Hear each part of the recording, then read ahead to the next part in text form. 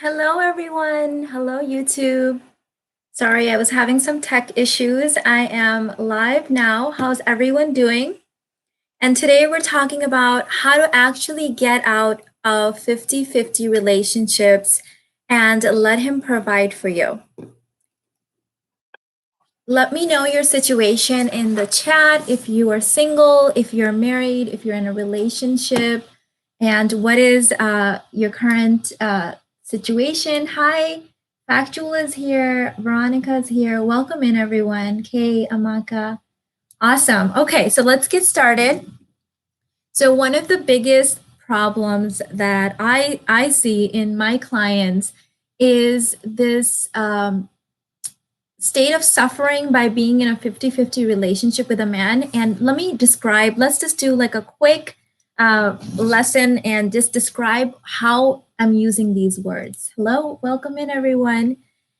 50-50 relationship means, well, let's do, okay, for those of you guys that are new, let's talk about the stages of relationship. I think that will be more helpful. Stage one relationships.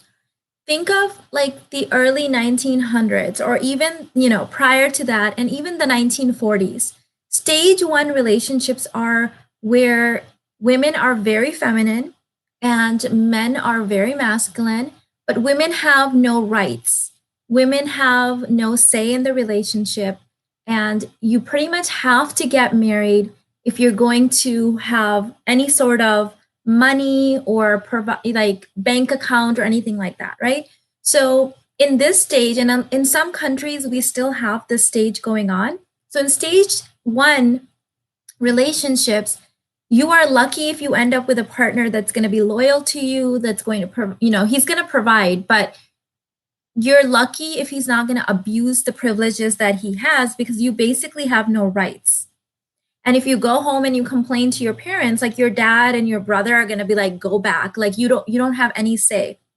So that is a stage one relationship where women are very much dependent on men and you don't get to have much say. And it's kind of like a luck of the draw kind of thing if you end up with, the one that's going to not abuse the situation.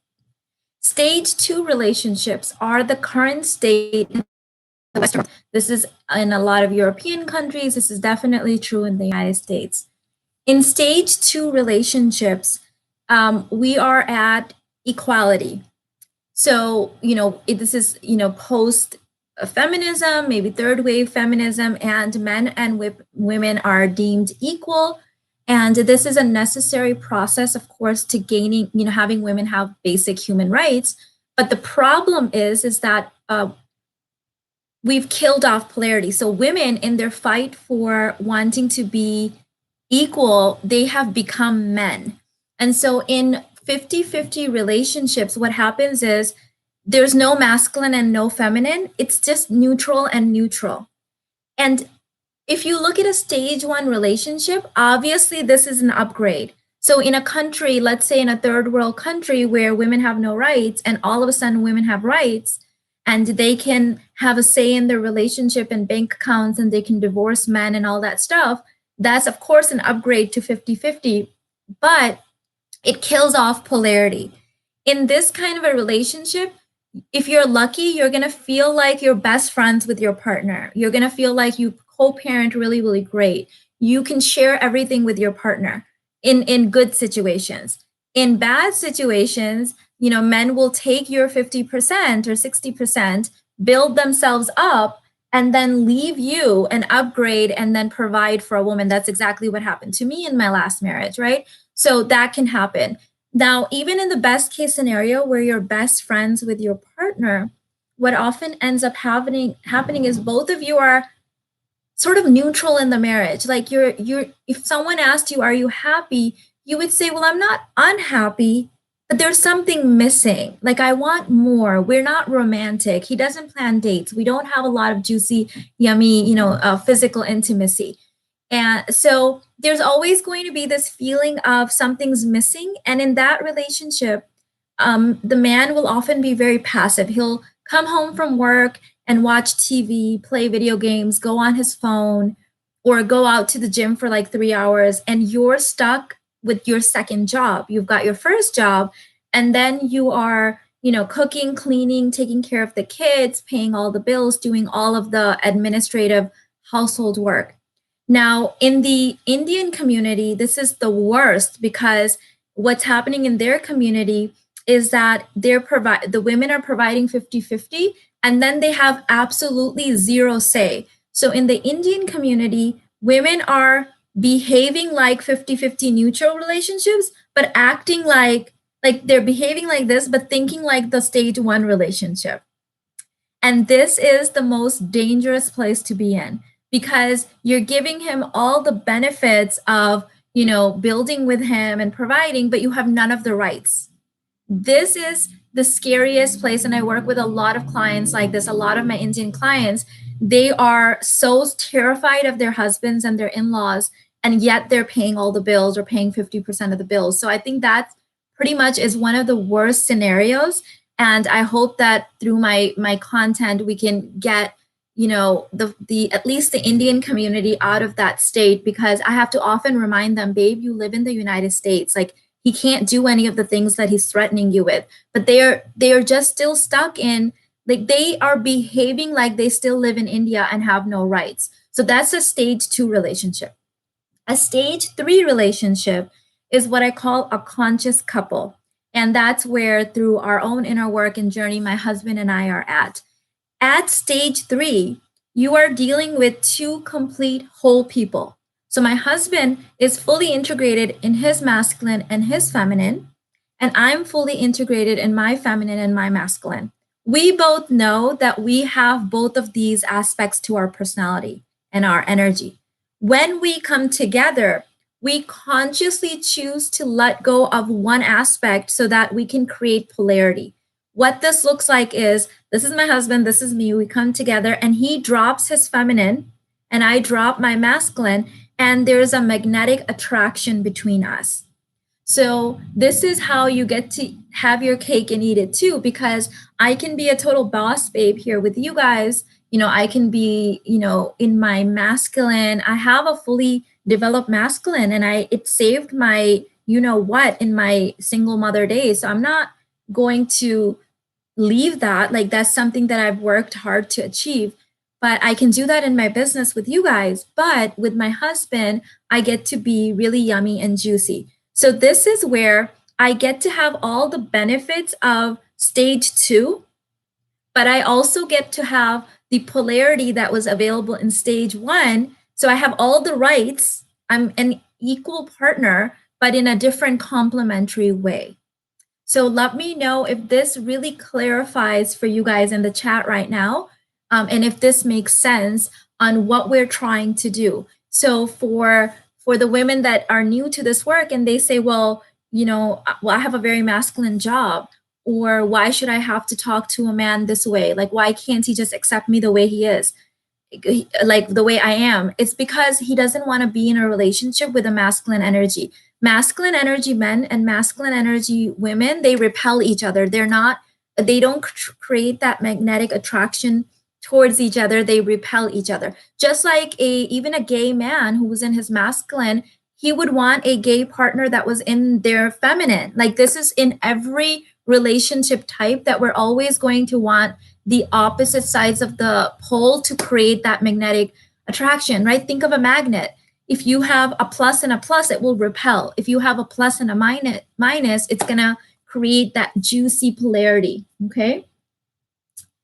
Stephanie said, hi, Mina, woke up and saw that you were live. I was like, yes, where did you get your chair and your robe? Oh, it's a top. It's not a robe. It's funny that it looks like a robe. I got this from Boston Proper, and Irfan surprised me with this chair on Friday. So I think he got it from Amazon, I'm pretty sure. Love it. I was just talking to my daughter about you and this subject. Oh, welcome, Heather. I think you're one of my new subscribers. Welcome in. First live. Yes. Awesome.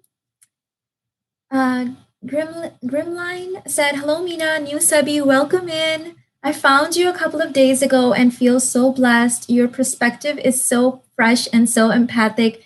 Grateful to be able to learn from you. Oh, I'm so happy that you guys are here. JD said this is an alignment with tantric polarity. Yes. I'm a new subscriber, came from Shira, after Shira mentioned you in a video. Oh, that's so awesome. Thank you, everyone. I just binge watched your old videos. Love going back and watching your content and again and again. Heaps of love. Free Thinking said, hello, Mina. I'm single, not currently dating until we're no longer in a huge lockdown, as traveling, experiencing life helps me build intimacy with potential partners. I get it. I know the world is a slightly different place right now. So this is my office. This is not a background. It's not a, I don't know what you're asking, Dee, but I think you're asking if it's a full background. It's my office. This was supposed to be redone. And then days after we decided we were going to redo this room, we went into lockdown. So that was like, wah, wah. So, okay. So how to get out of 50-50 relationship? Well, first let's talk about why should you get out? If you are someone who says, you know what, I love the neutral relationship that I have with my partner. He's my best friend. We do everything together. We do everything half and half. I pay half the bills. He pays half the bills. And, you know, I don't really care about polarity and having physical intimacy. I don't care about having romance. We're happy this way. Then I say more power to you. There are couples out there that just want a roommate type, friendship type situation. And I don't think that there's anything wrong with that. If you are happy at the end of the day, who's there to judge your situation? Like, I have worked with clients who are in stage 1 relationships where the woman is, like dependent on the man, and like there's polarity, but like she's at his beck and call, right? Like she's sort of in a doormat situation. And we got them to a 50-50 relationship, and they did not want to progress the work into conscious couples. And I'm like, okay, there's nothing wrong with that. Park yourself there, enjoy that for a while. And if ever you wanted to change something or do more inner work, you know that you could do it. So I say there's absolutely nothing wrong with that. Now, if you are someone who is in a neutral type relationship where you feel like you do just as much as your husband at work, but you come home and then you have to do your second shift and you have to do all the child rearing, there's no romance, he's not chasing you, you're not in your honeymoon forever stage, there's no polarity, then you've come to the right place. What we're going to have to do is, step 1, you're going to have to realize your worth.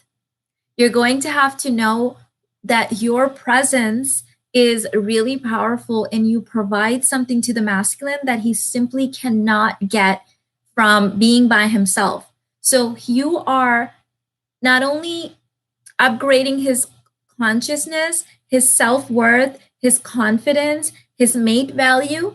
So for any man, okay, every woman that he comes in contact with, every woman that he dates, every woman that he sleeps with, every woman that he's engaged to, married to, it up levels him.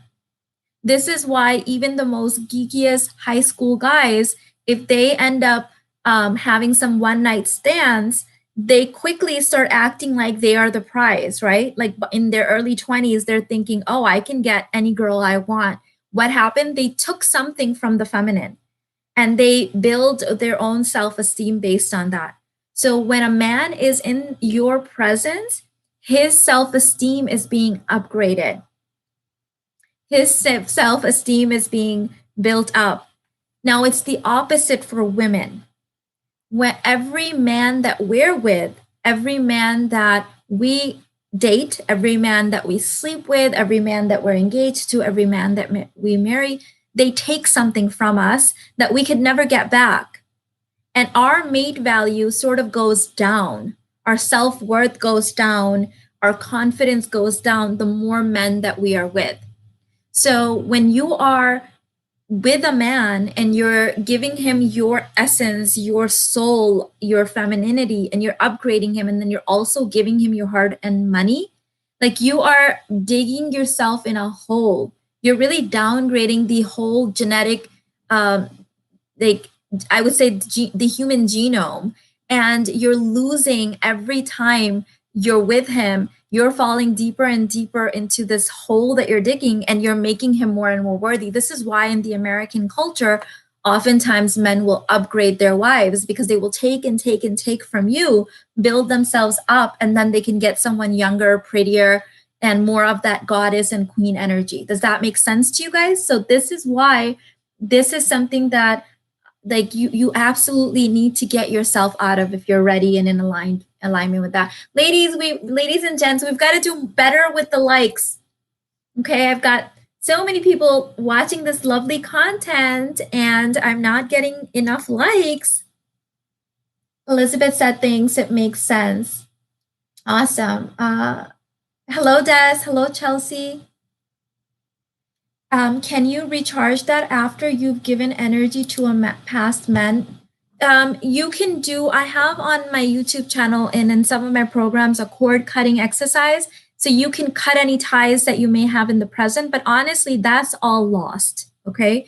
Instead of crying over spilled milk, what we need to do is get in the present moment and make that intention to never do it again. So when this happened to me, when I decided that I was going to get remarried, I never had a problem making money. I'm an educated woman. I was raised by a very strong woman. My mother was born in poverty, came to the United States at 19, didn't speak the language well, even to the day that she died. My dad used to say that I swear her English gets worse every year. She was 4'11", she didn't have the right skin color according to her culture. She didn't have the right hair. She didn't have the looks. Okay. And she worked hard and hard and hard. But this woman in the years prior to her death from cancer was earning $350,000 a year like a boss babe. And I learned from her. She would say to me, look, I made a lot of sacrifices to raise you. And it is up to you to make it worth it for me to be successful. So I didn't have a problem earning money. The thing was, I had made the decision that I was never gonna let a man take advantage of me ever again, and that's why I chose Irfan. That's why I was looking for a provider, because I'm like, if he's a man, if he's willing to provide, if he has his own money, if he has his own house, if he has his own car, then he's not going to be trying to take anything from me. Okay, so you know what happens? So let me tell you something. When my husband was divorced, for 7 years, he was actively looking for a wife, dating heavily and wasn't having much luck. Then we met, we got married. Okay. I was looking for a few months, we get married. Every time he goes out with me, whether it's to a party, a restaurant, women chase him around the room. I have seen women trip over themselves. I have seen married women, single women, divorced women try to get his attention, try to bump into him. They will come and leave their partner, come sit next to him, ask him questions. And this used to really confuse me. Like, what happened? So one of my girlfriends pointed it out to me, and it was like a life-changing aha. She said, you raised his mate value. When they see you and they see you so well put together and well taken cared for and dressed so nice and your Chanel bags and your Valentino shoes and everything, they're seeing you and thinking he's providing all of that. And so they're thinking if a woman like Mina could be with him, then we're going to assume that she's vetted him out and that he's a good mate and he's a good catch and we should try to steal him from her. So even when you're married, everything you do, it gives the man credit. And here's the opposite side of that.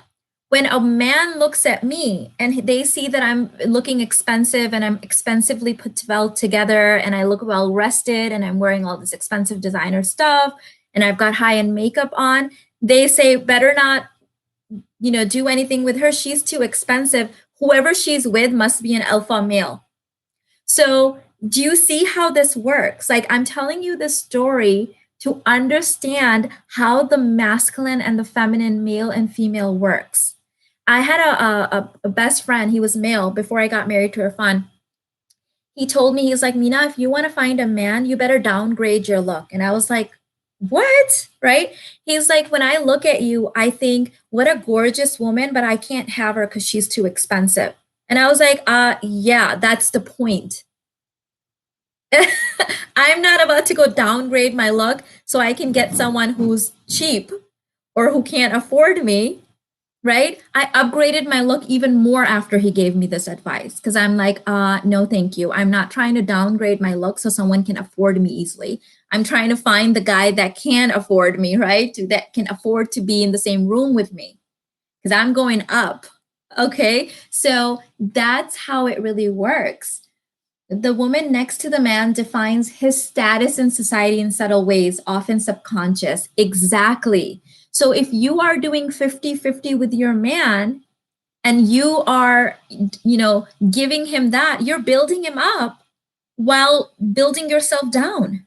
Like it absolutely makes no sense. So you need to do whatever in your power. Upgrade your mental energy first. Know this first that you are valuable to a man just by simply being on his arm. That is it. This is why high school boys who have no confidence will, tell everyone that they kissed this girl and was with this girl and took her to lunch and had a conversation with her on the phone. And all of a sudden, their reputation starts going up and their confidence starts going up and they're building themselves up while your reputation is going down and you're losing something. So if you're going to give that to a man, you better get something for it. Thank you, Heather. Thank you so much for the sticker. I appreciate you. That feels so yummy. Thank you.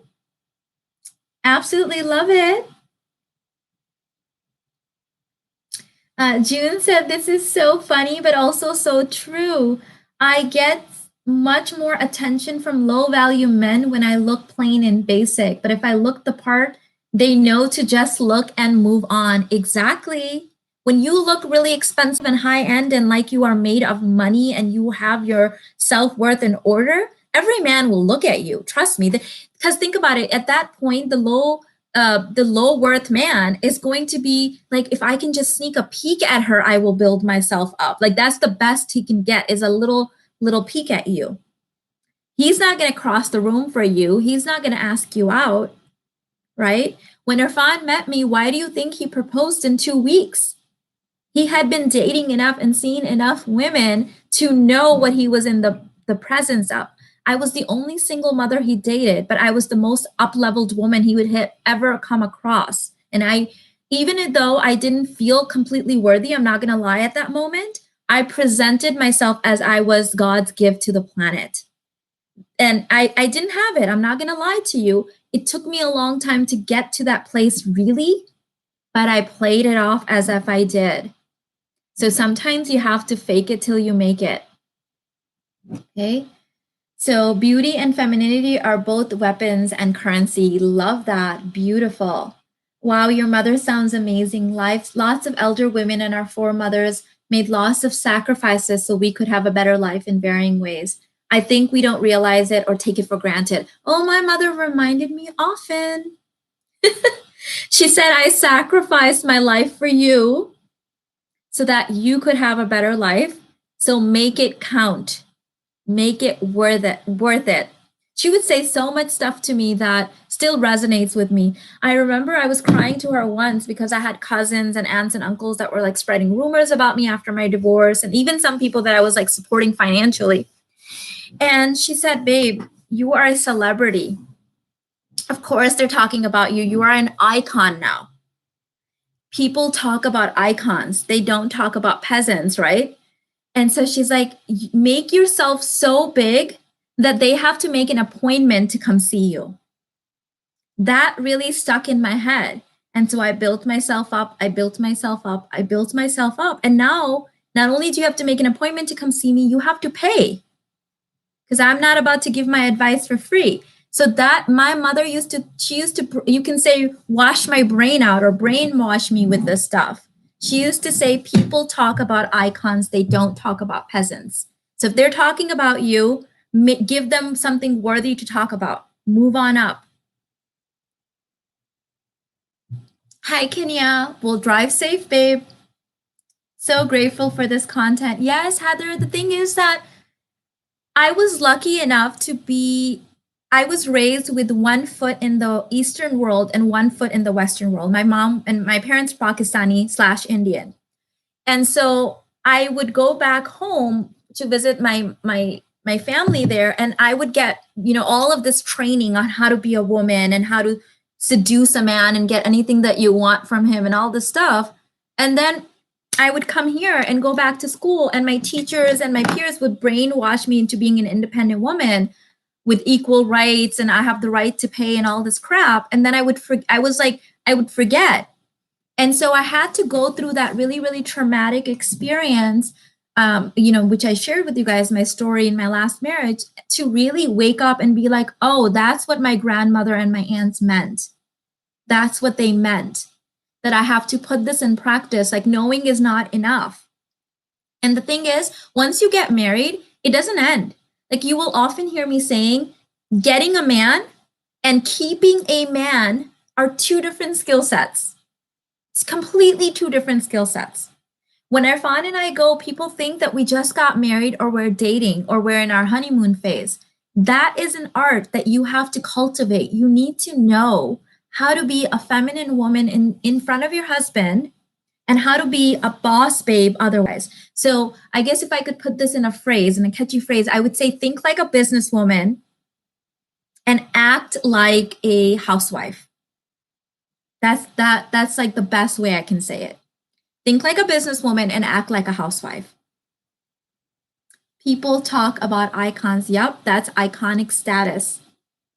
And the funny thing is, I don't know if my mom like really brainwashed me with this, but I started noticing it after that. I remember after my divorce, I knew everyone was talking about me, in my culture, now it's getting better, but like, at that time, divorce was, especially in my family, there weren't a lot of divorces.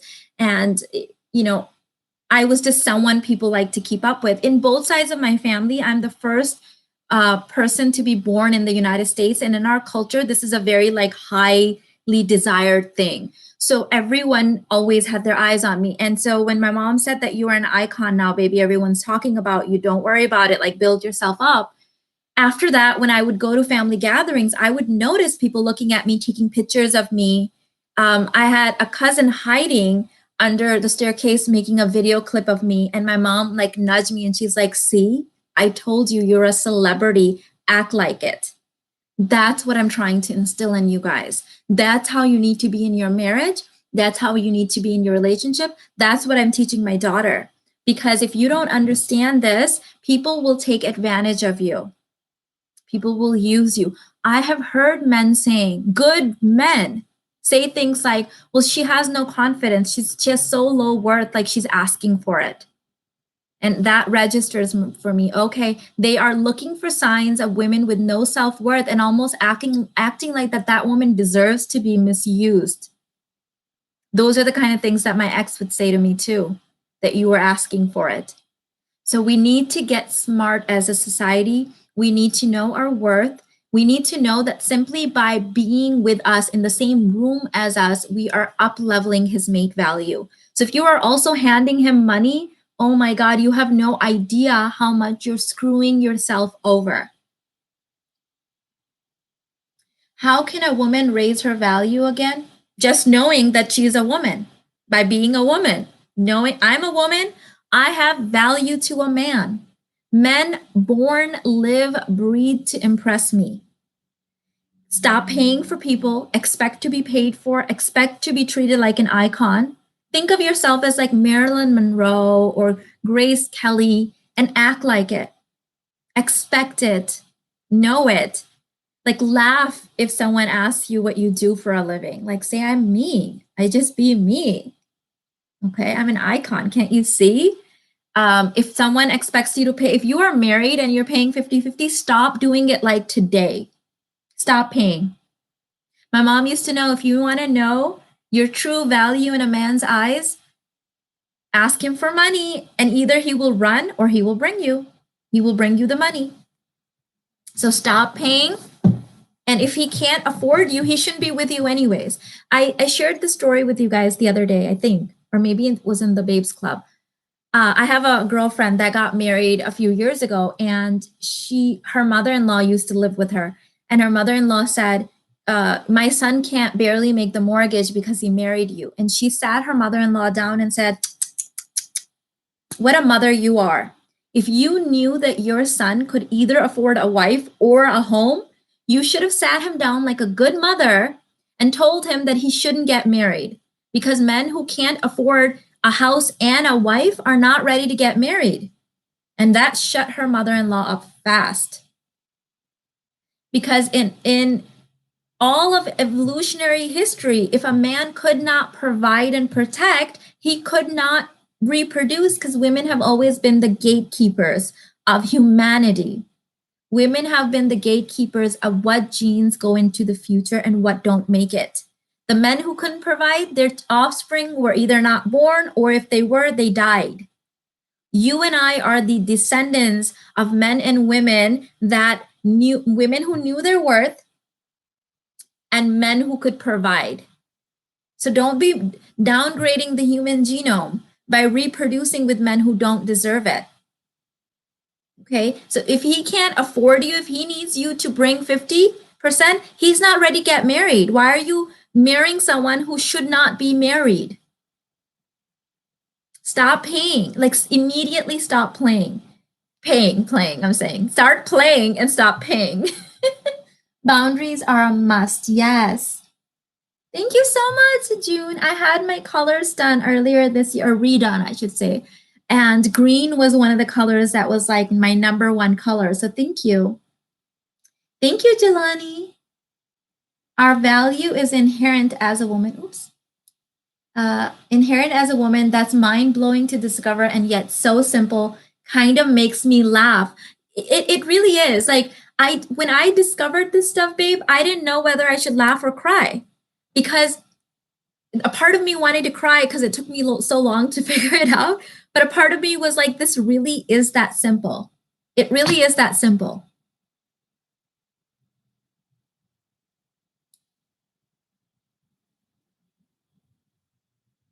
Someone said, do you think it's wrong to buy a house 50-50 with the money of both families, your parents and in-laws? Well, here's the thing. Here's how you can decide, okay? Nothing is inherently wrong or good until you assign meaning to it, right?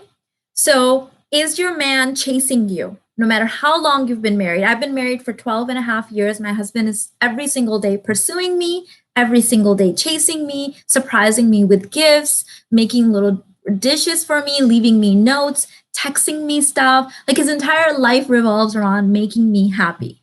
We have yummy, delicious emotional intimacy and physical intimacy. When we go out, other people see us, they think we're newly married or dating because we have that polarity. If this is you, whatever you're doing is right. Okay, it's working for you. If that's not happening, there is something off in your relationship dynamic, and no worries, because you can fix it. The woman holds all the power in fixing the relationship dynamic. So don't blame him. You don't even have to blame yourself. You just have to take personal responsibility and say, there's something off with the relationship dynamic. And since I am the more powerful creature in the relationship, it's up to me to change it. Maybe I don't know my worth. Maybe I'm not animating it enough. And that's all you need to do. Okay. Olga said, Mina, you're so talented and beautiful. I love your silk robe. Thank you. I feel so lucky to have found you on YouTube. I'm watching all your videos and I'm learning so much. You are a true gem. Thank you, Olga. I appreciate you. Thank you. I wish I've seen this in my late 20s. Girl, you and me both. I had a man try to break me down bit by bit. Yes. And it takes a long time to build. I had my ex-husband really just got into my head and tore me down. But I had to rebuild that self-confidence, that self-esteem. I still hear my grandmother's voice, my mom's voice, my dad's voice, like my aunts, like lifting me up and reminding me everything they taught me in childhood. Mina, this advice has been life-changing in my relationship. I'm so happy, Maggie. We have so much power. We have so much power, and yet we give away our power by blaming him, by saying he needs to change. He probably does, but he's not going to change until you change. He is simply responding to your energy. Do you know your worth? Do you animate it in everyday conversations? Do you lead with your achievements? He knows that you have self-worth problems. Do you lead with your money? If a man comes to you with a problem, do you immediately jump in and solve his problems? He knows you have lack of self-worth. When my husband comes to me with any problem, I sit there, I will rub his shoulder and I will say, "Oh, baby, I'm sorry to hear that. I'm sure you will figure it out. You always do. I trust you." I do not jump in and solve his problem. I was talking to a client of mine, and a very strong, independent Indian woman, and she's like, "Mina, why does this keep happening to me? I keep attracting these men that will like string me along for a year. I treat them, I do all this, I help them, and then they leave me. What is wrong with men? What's like, are they, not evolved? What's going on?" Like, it's not that they're not evolved. They haven't changed that much. We have changed. Women have become more masculine. They haven't changed. If you look at, like, there hasn't been like a feminist movement for men. So they are actually behaving how they always behaved. So I told her, I was like, if you're really honest with yourself, you have to imagine you have changed. You're leading with your career.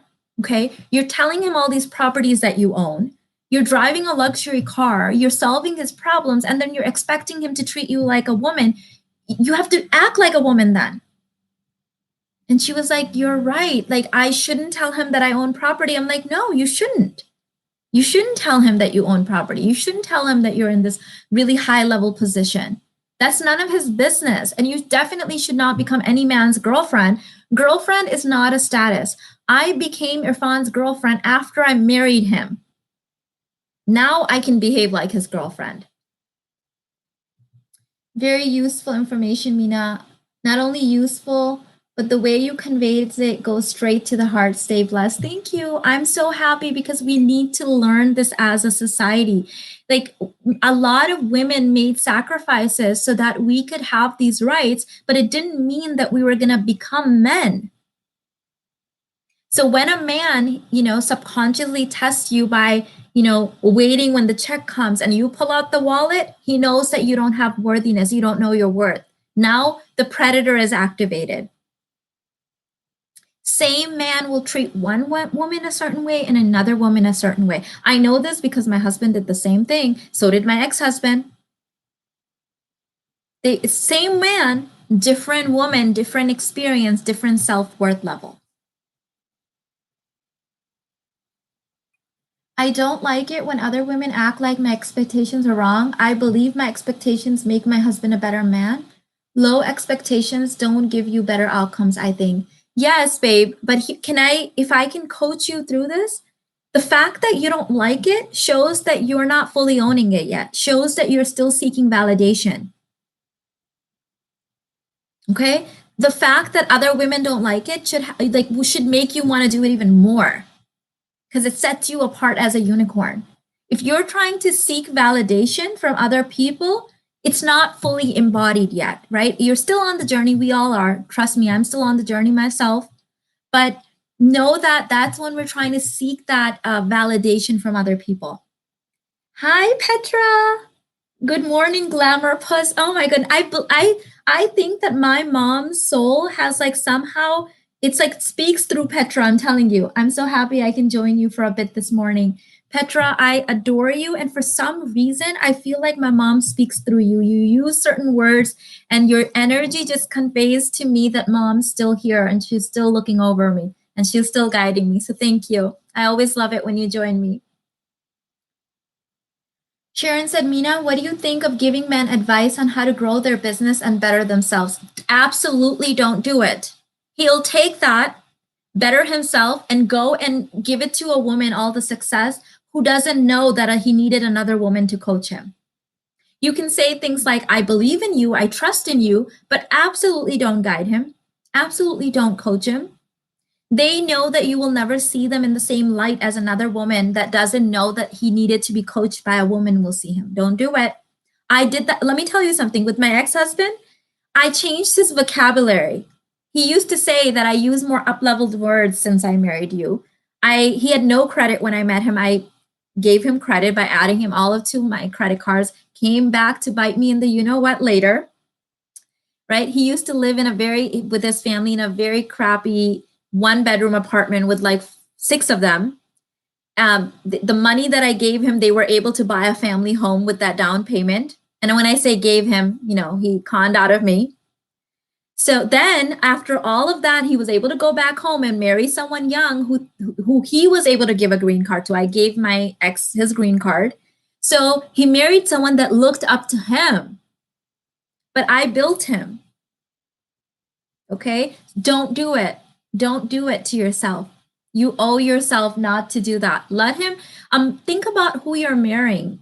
The men of today are the descendants of the hunters and providers, right? The hunters and protectors. The men who didn't protect and hunt, their offspring died generations ago, remember? Our men are not their my husband used to go skydiving before he met me. So do you think I need to coach him? No. Nope. Right? We don't need to coach hunters. It's genetically programmed in them, babe. It's genetically there. You have to realize that. Default said, Mina, my husband says that he's tired of always having to come up with solution and he wants his brain to rest for once. So I'll ask you a question, babe. Do you think you married an alpha male or a beta male? And do you present him too many problems at the same time? So the male brain is very much like laser focused on problems and to-do lists, but you have to give them one thing at a time. If I go to Irfan and I tell him 10 things, he will do it, but he'll act overwhelmed. But if I go and I tell him one thing and then he solves it and then I celebrate him and pat him and give him a kiss and then tell him another thing, it's easier on them. So I know you've done enough inner work with me that you can figure that out. Did you just marry a beta male or are you bringing too many? And the other thing is, babe, that you live with your in-laws, they're probably like his providing and protecting energy is going in too many directions. This living with in-laws thing in the Indian Pakistani community, we need to cut it out. We need to cut it out. There cannot be two queens in the house. Okay, so they need to form their own family.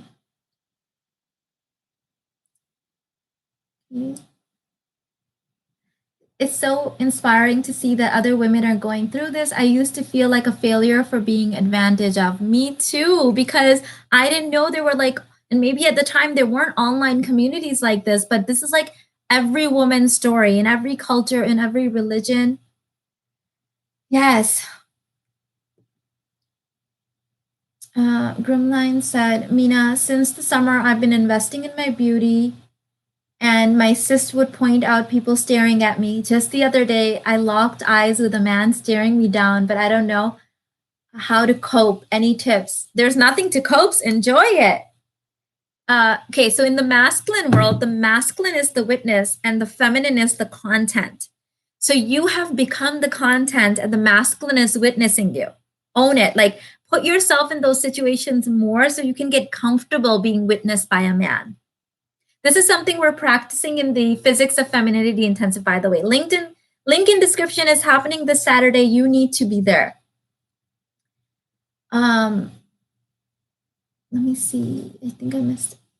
Yeah, he takes care of his parents who always yell at him or complain to him. Yep. So what you need to do is up your emotional intimacy and your appreciation, and he'll start seeing the contrast. Subconsciously, he's going to want to be with you more and be more annoyed with them. You need to be smart, girl. Right now, if they're always complaining, you never complain. Okay? If they're always putting him down, you build him up by saying, oh, baby, you do so much for me. I love it. Thank you so much. I feel so provided for. Be smart. Don't complain. Don't be like them at all. And he will get addicted to the vibes that he feels from you and then disgusted by the vibes that he feels from them.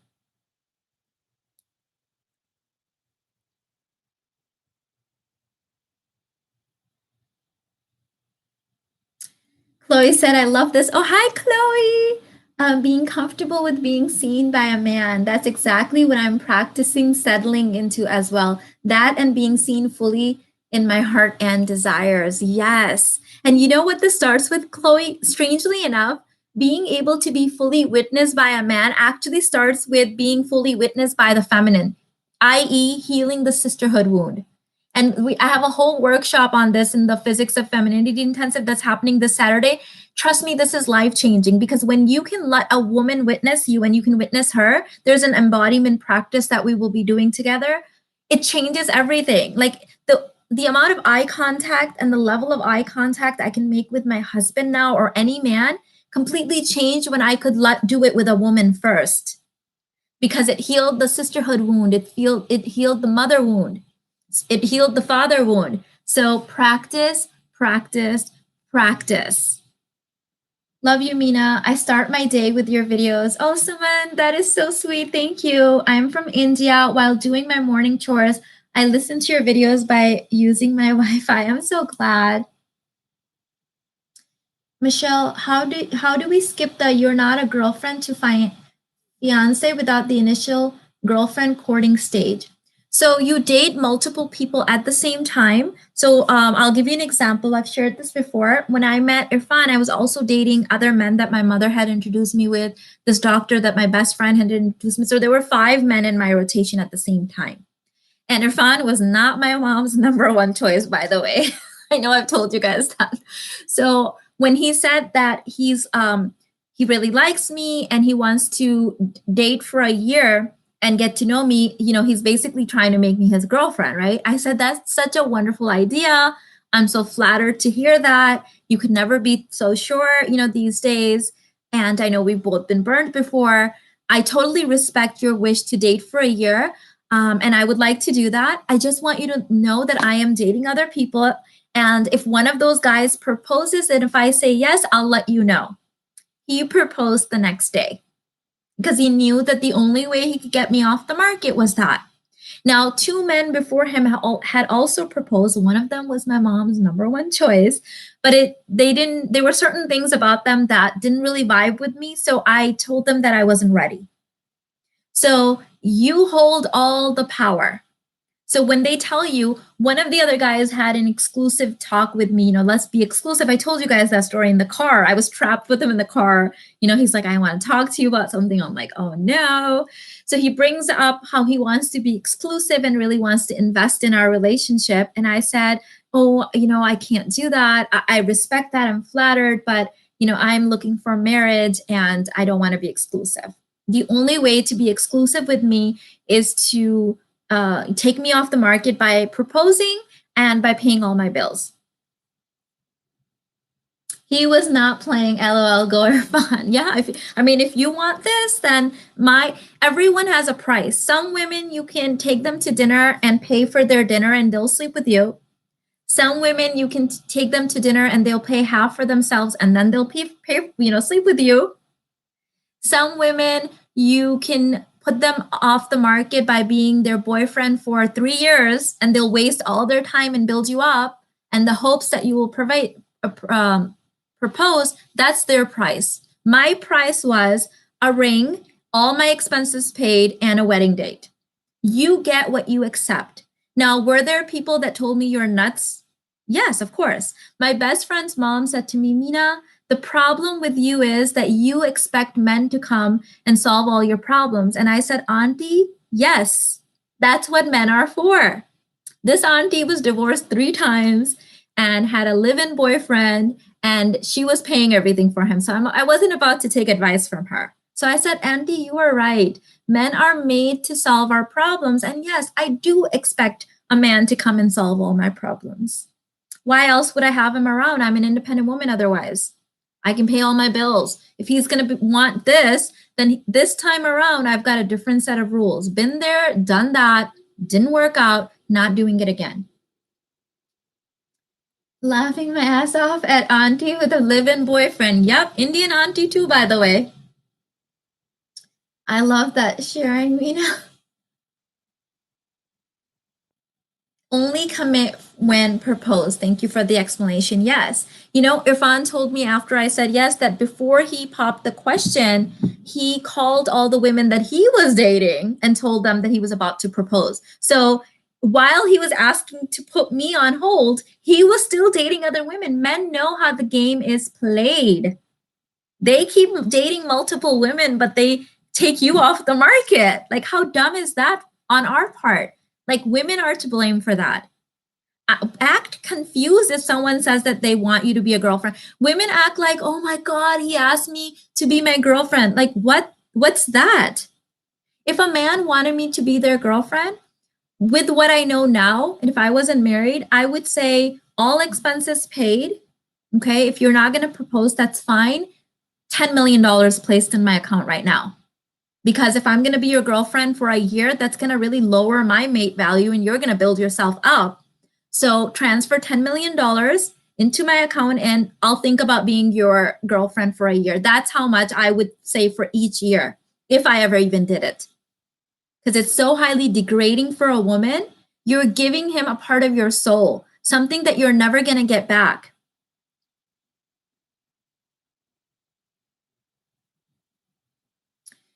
Mina, my boyfriend told me the other day when I found him talking to other people, well, we're not married. Wow, lesson learned. Yep. Downgrade his ass or leave him and start over again. Boyfriend is not a status. Okay? I have an aunt. Oh my gosh, she's so hilarious. Okay, to paint you a picture, she lives in the Middle East where they are required to wear like the full hijab and niqab and everything. The only thing you can see of her are her catty eyes, okay? Her husband has this big beard and he's very wealthy. They make parts for Honda. She's very wealthy. She's been married for like 30 some years. She will often introduce her husband as her boyfriend and freak out Middle Eastern women. But that's what I'm telling you. Like, that's your boyfriend. Like, I can go places now. I have 3 kids, and married to Irfan for 12 and a half years and be like, this is my boyfriend. I think it's hilarious. I would never give another man that status. Unless if you want to take me off the market for a year, transfer $10 million per year. Then I'll think about it.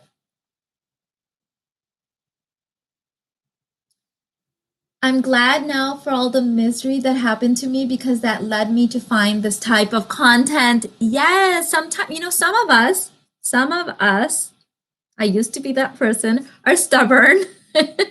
And we've had to learn our lessons the hard way. Okay, ladies, we've got so many people in here. Ladies and gents, I need more likes, some more women. There are women out there right now struggling that need to see this content. Like, are you going to be selfish and not like this content so they can find it? Okay, if you want to help women, like this content so more women can get it and share it. Thank you, Mina. You're such an inspiration. You're welcome, Elizabeth.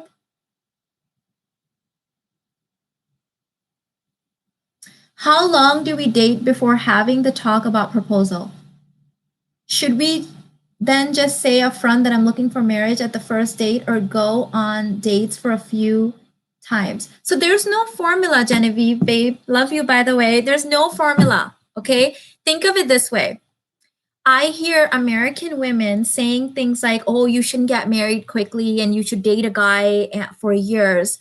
But in Pakistan and India, in my parents' culture, people get married and engaged in 2 weeks and 3 weeks. So I was like, okay, what's going on? So I studied this. And what I found is that women in America will date, or in the Western culture, will date men for 3 or 4 or 5 years, but not vet him. And then they'll get married to him eventually by begging him. And then it'll be horrible. And then they'll get divorced. Women in Pakistan and India are not getting married or not used to, maybe it's changing now, for emotional reasons, right? So they're maybe only spending 2 weeks with the guy, but they're asking for the right information. They're asking for documentation. They're asking for not only his bank records, but his parents' bank records and their job records. Their uncles are vetting out their father. So those marriages are successful. Okay. I'm not saying there isn't abuse in both cultures. Of course, there's always going to be those, women that don't know relationship dynamics. So I said, okay, I have the unique pleasure of being raised in both cultures. So how can I use this to my advantage? So I know from the American culture that time doesn't matter. If you can date someone for 10 years, beg him to marry you and still be in a miserable marriage. Seen that plenty of times. Okay. Also seen that you could know someone for only 2 weeks, but your entire team of uncles and aunts and dad and brothers vetted him out, and that marriage is successful. So I combined it. So in my world, there's no time frame. So when people say to me, Mina, why did you say yes to Irfan in 2 weeks? Because I knew exactly what I was looking for. I asked for, well, I didn't, my dad did, ask for documentation. Irfan ran home. When I say ran home, he was living in a different state. He flew in the same day back home, brought the documents later that evening. That means he left my parents' home, drove to the airport, took a flight back to South Carolina, got all of his documents together, took a flight that same day back to Chicago, and showed my parents the documents. So that's how I vetted him out. So the time doesn't matter. You can spend a whole year with someone and not know anything about him because you didn't ask him the right questions, and then you're obsessed with him now, sleeping with him, and then begging him to marry you. So it's not the time, it's the vetting. We have a whole team, like, right? Like our uncles will go and do Google searches and go drive by their dad's job. Like that's how we do it. We've got a whole family. You can't just mess with one person, right? So I'm not saying we don't make mistakes. Of course we do. You can always, if you have a spiritual assignment given to you by God that you will have to go through this to learn your lesson, of course you'll go through it. But we have a system. What is your system for vetting men? Most women in the Western world don't even know what a man is supposed to look like, how he's supposed to behave like. You guys have no idea because this wasn't taught in your culture. I got an email from a lady, an African American woman, saying that she really enjoys my content. And she's like, you have to realize that a lot of us did not grow up with examples of men like Irfan. I get it. I had many examples of that. My uncles were like that. I've seen it in my culture. Most men have to be providers. Like, first of all, they've never been conditioned out of it. Most men are providers, it's genetically encoded, but in our culture, we have a better chance because they didn't get conditioned out of it, and women expect it. The only people I see changing this is smart Indian women who are coming to the United States and acting like they have no rights. Those are the women that are getting screwed, the Indian, really educated Indian women.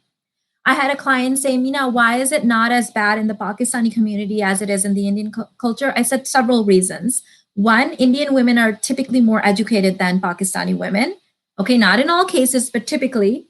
And Indian women are more masculinized. In the Pakistani culture, they're still a newer country, right? I think they're only, 60 years old, if that much. And so there's more femininity there. So you have to reclaim your femininity back again, especially with your man. You can go and be a boss babe at work. You have to be able to be feminine at home. The more feminine you are, the more your man will do. I swear every year I seem to be getting more feminine with Irfan because I'm learning this better and better too. And the more and more obsessed he's getting. I know women get triggered when I say this, but I'm happy to report that my husband is obsessed with me. I worry about him sometimes. Chloe said, yes, we don't know how femininity is supposed to look like, let alone men. That's why, you remember, Chloe, in the Modern Dating for Queens program, I talked about what a man is supposed to look like. That's why that was the first assignment. Because if you don't know what you're supposed to be looking for, you can spend 10 years with the wrong guy. And then you could be sitting and saying, well, I was with him for 10 years. Time doesn't matter. It's what are you doing in that time frame with him?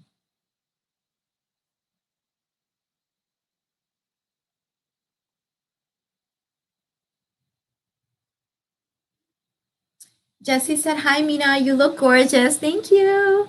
Any way to combat being triggered into masculine? Because I have a young 8-month-old and I'm not getting a lot of downtime or sleep. Oh, Jesse, I feel you.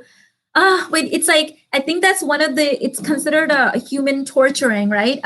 Crimes against humanity to keep someone from their sleep. So my oldest son and my daughter never slept through the night. Alina used to get about 2 to 3 hours of sleep a night, and Arman used to get about 1 hour of sleep. They started sleeping through the night, both of them, when they were 5. So I feel you. At that point, I allowed myself to be more in my masculine. Okay, because that, like, first of all, I didn't know that I could have the option to switch, but I did the best that I could, right? That's what I call seasons of life. You are going to go through different seasons of life, and you have to do the best that you can in those seasons of life. Ask for help. When you are going through that stage, don't do anything else. Let the house be messy, hire help, ask your hubby for support, ask your mother. Like, if anyone says hello, say, come help me. If someone smiles at you, say, come over here, help me. Do this. Put this in the laundry. Like, just be totally authoritative and tell them what you need. Stop trying to keep it all pulled together, because that puts you in that self-aware Barbie mode. Okay, and I feel you. Amanda said, should a man be asking you for your banking information? Hell no. Run if he does that. Laugh in his face and run. Be like, what banking information? Say, I don't even have a bank. Like, what are you talking about? Laugh. Nausea said, yes, the more you do, the less you get from your husband. Conserving energy mode. Yep, that's what you will trigger. Grimline said, Mina, so true. Growing up, dad didn't model masculinity and my mom didn't model femininity. I know, babe. That's the second wave feminism, right? Extreme role reversal. Things are getting better now, but my parents are still transitioning into man and woman. Well, that's good. That's good to know that they're at least working on it. You have to understand that our parents are random people that knew how to have sex. Like, that's it. Okay, that does not give them a certification in being good parents. They did the best they could with the resources that they had available. Jessie said, thank you. I always hear these moms where their babies sleep a ton, and it felt like the only one whose child didn't sleep. Jessie, no. Like, I had two that didn't. Ayan, my middle son, started sleeping through the night at 2 months. I would have to poke him in the morning to make sure that he was alive because he slept so much. So I ended up with a lucky one. I always tell Alina that you should thank your brother for being born, because he was so good at sleep and everything else that I was like, okay, I could do another one. Otherwise, Dora said, Mina, when your man has adult children, do you think the providing priority should be towards them or myself? You. He's got adult children. You should be the one that gets the priority. If you know how to invoke his emotional gut level response, he's not going to want to provide for anyone else. Genevieve said, love this. Irfan knew what he wanted, and so were you. You were dead clear on what you wanted, and that makes so much sense. Love, love, love your words of wisdom. Love you, my universe guru. Thank you, Genevieve.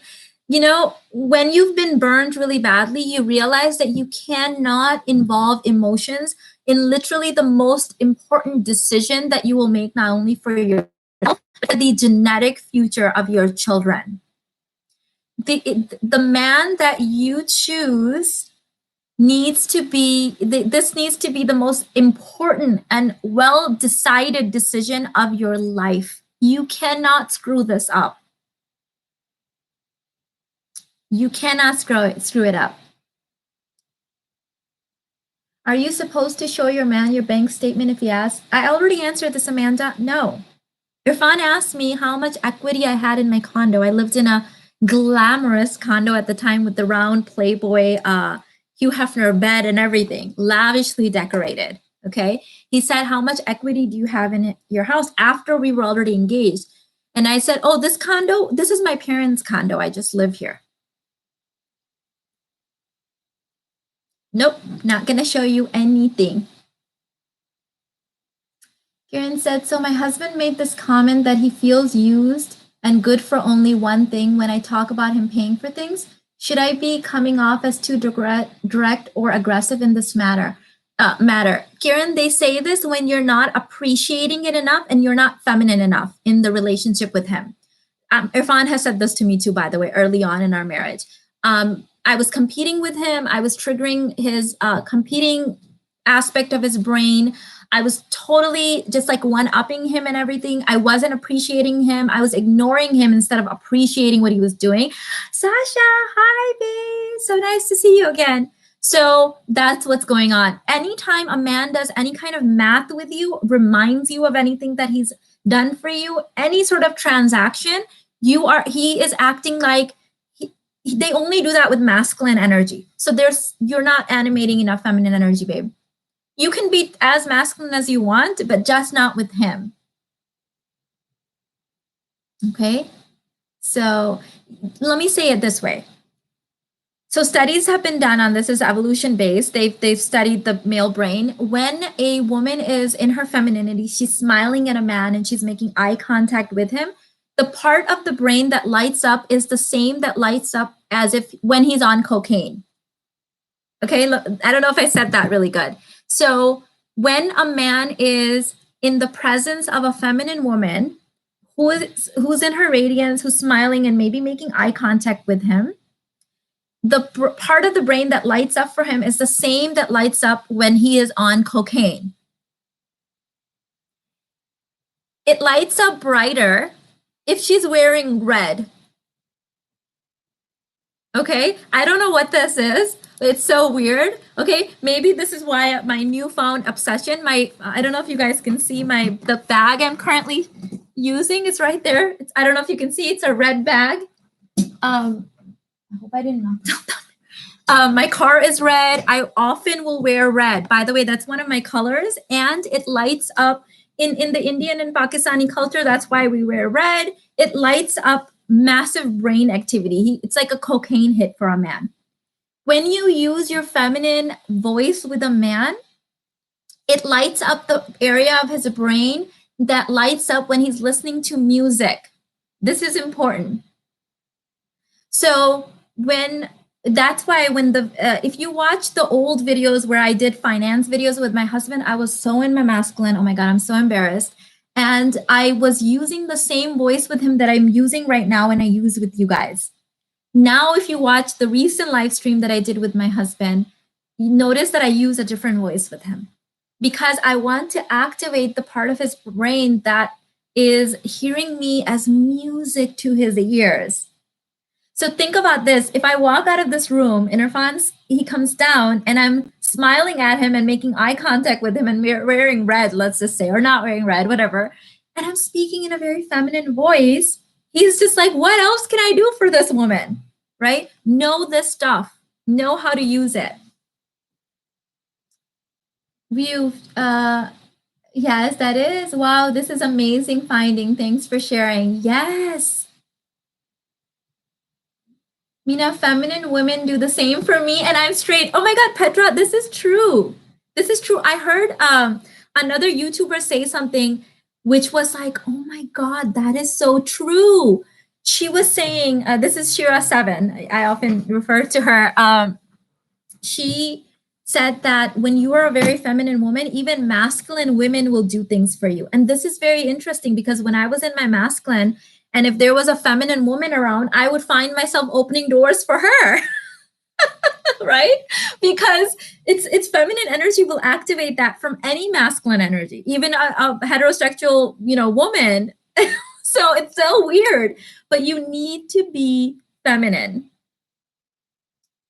Beautiful feminine women are attractive to everyone. LOL. That's true. That's true. That's why we I love watching shows and movies where the character is uber feminine. Like I just do because there's just something like Legally Blonde, right? Mrs. Maisel. I just watched Queen's Gambit with Irfan. Oh my gosh, I love her.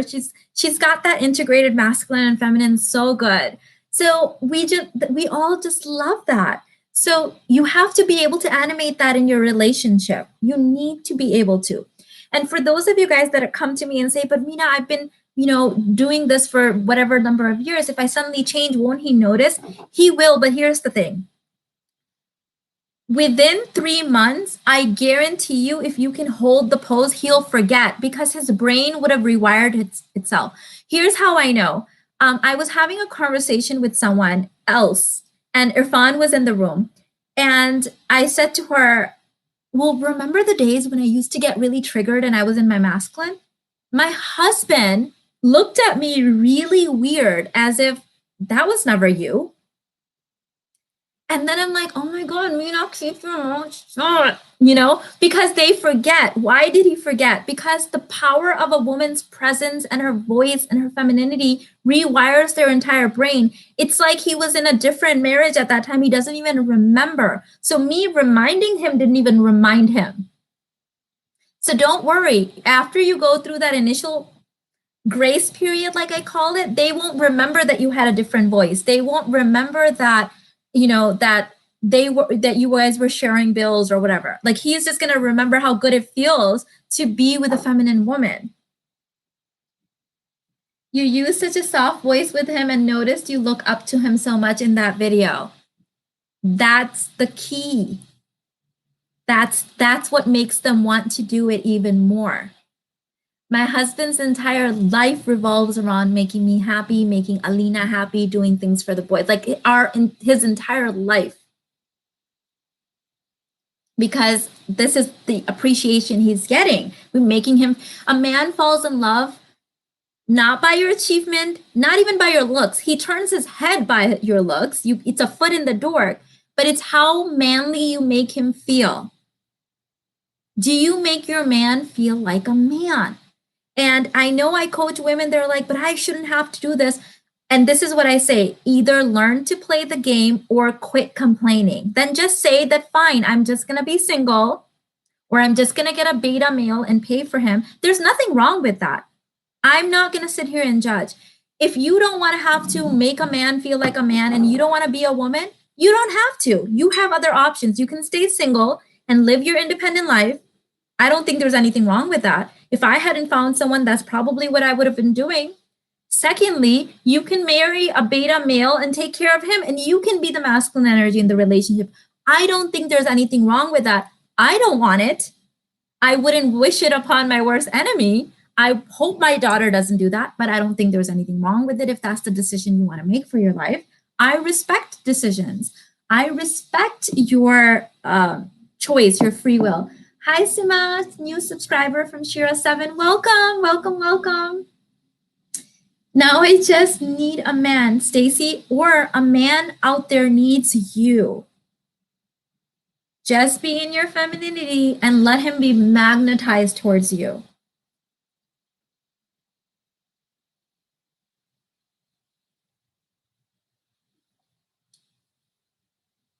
G, do you mean condo? No, I basically gave it to my parents when I remarried. I didn't bring anything on purpose. I could have kept it, right? You could, just you don't. Let me tell you a story. So I have a friend. We've been friends for about 12 years now. Her husband didn't know that she owned a condo in a different country for like a decade. He eventually found out because she had to go back and deal with some tenant issues. And so he was like, oh, you're going back to the UK? And she's like, yeah, I've got my condo there. Your condo? But by that time, he was already providing and like it didn't matter.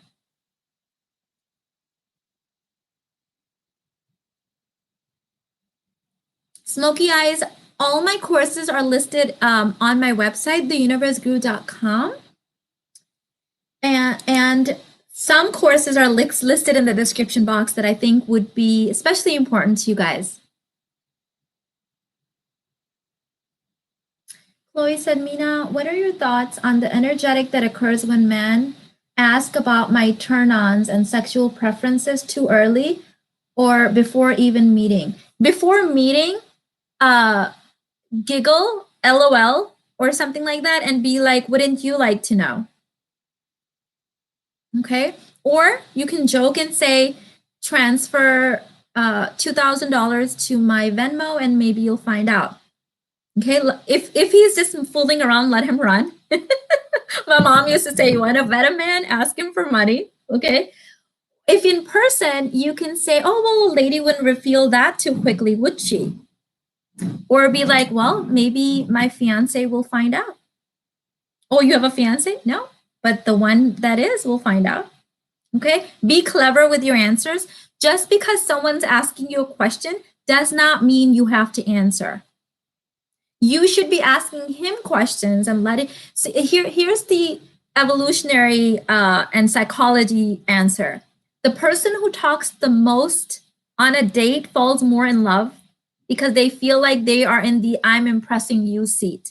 And in the history of humanity, in all species in the animal kingdom, males have always impressed females. So does that give you a hint what your job is? You just look pretty and show up, but look pretty. Don't go on dates looking like you rolled out of bed. Look high end. Look expensive without having designer things. Okay? So you don't want to show that you have a lot of money, but you do want to show that you put effort into your look, that you are high end, that you are glamorous. Okay? Do bring that aspect of it. I am practicing on being the egg. Yes, the sperms swim upwards to the egg. The egg just sits there, waiting. How to step out of neutral energy? Ooh, Ina, that's a really good question. So this I teach in the Conscious Couples program and 90-day rehab, but let's recap this.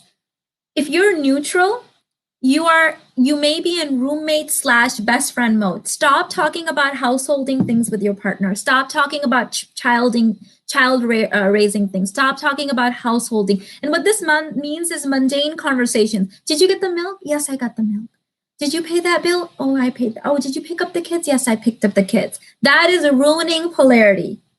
Speak in a very feminine manner with your husband. I'm assuming that that's your husband. Okay, speak very femininely. Don't talk a lot. Be a little bit mysterious. Okay, listen more than you speak. For every 1,000 words that he says, maybe you say 2. I know this is hard to reverse. I have had to do this too, but I promise you, you can do it.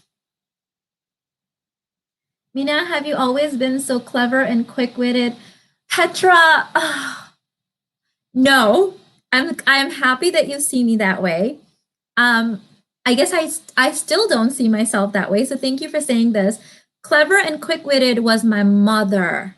That woman, it's like people, I would dare people to say something to her.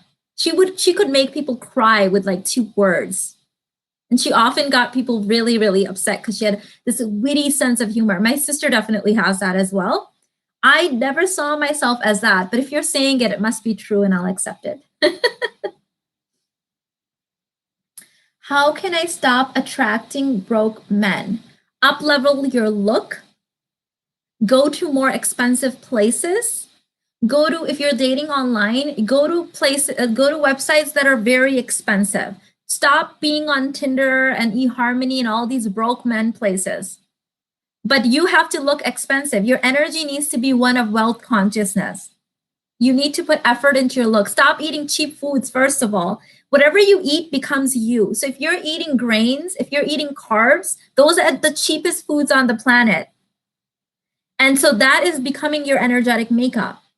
So don't eat sugar, don't eat grains, and instantly you will start looking expensive. Your hair will start looking healthier. So put effort into your skin and hair simply by cutting out certain foods. You'll start losing weight like you won't believe. Do intermittent fasting and go and up-level your look. Look expensive. And the best way to look expensive is actually looking healthy. It's the cheapest way to look expensive. And the great things about the tips that I give you on weight loss and looking expensive is that you're actually going to save money because you're intermittent fasting and not eating crap foods. You're eating less. True, I'm usually wearing gym clothes and going to cheap places. So Jessica, then, right? Then that's what you're attracting. Broke men think I can afford this, right? A man, if he looks at you, like the advice that I told you guys that my best friend gave me, my male best friend was like, you're going to have to get a make under because men will look at you and think they can't afford you. Yeah, that's the point. I'm only looking for an alpha male.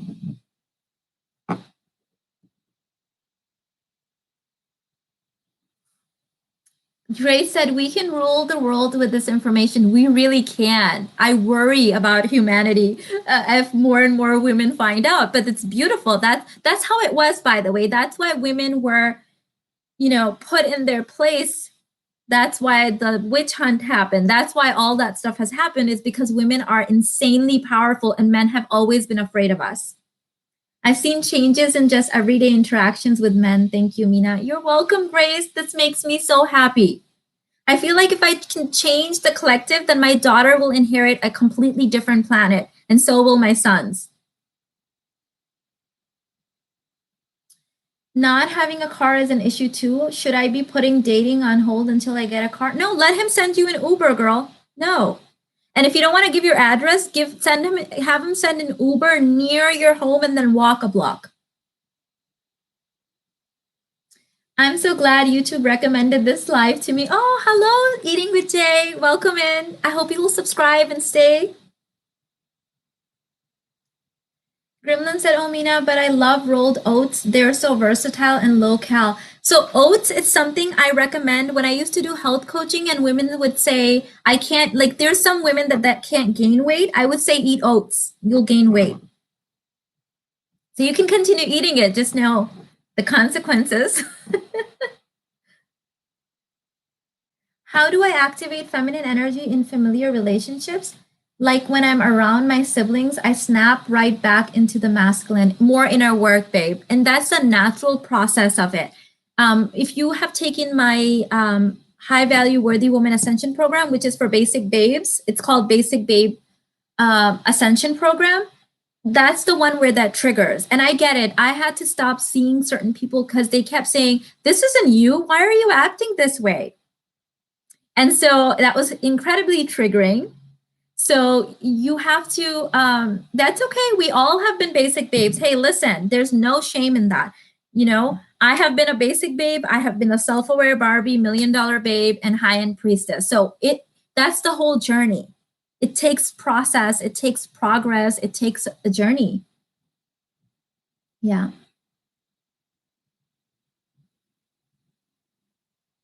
How do you get him to talk more so you can listen? You don't get a man to do anything. When you're in your listening presence energy, and you have built emotional intimacy, he will just naturally talk more. My husband went from never talking to me, barely ever, unless it was very mundane stuff like, I got the milk, to talking so much that I'm like, oh my God, this man won't stop. Same marriage, woman up leveled. Okay. So I promise you it can be done. Don't try to get him to do anything. That's masculine energy. You have to keep that in mind, because when you're in your energy of like trying to get him to do something, it's whatever you do is going to come across as getting him to do something. Let's see.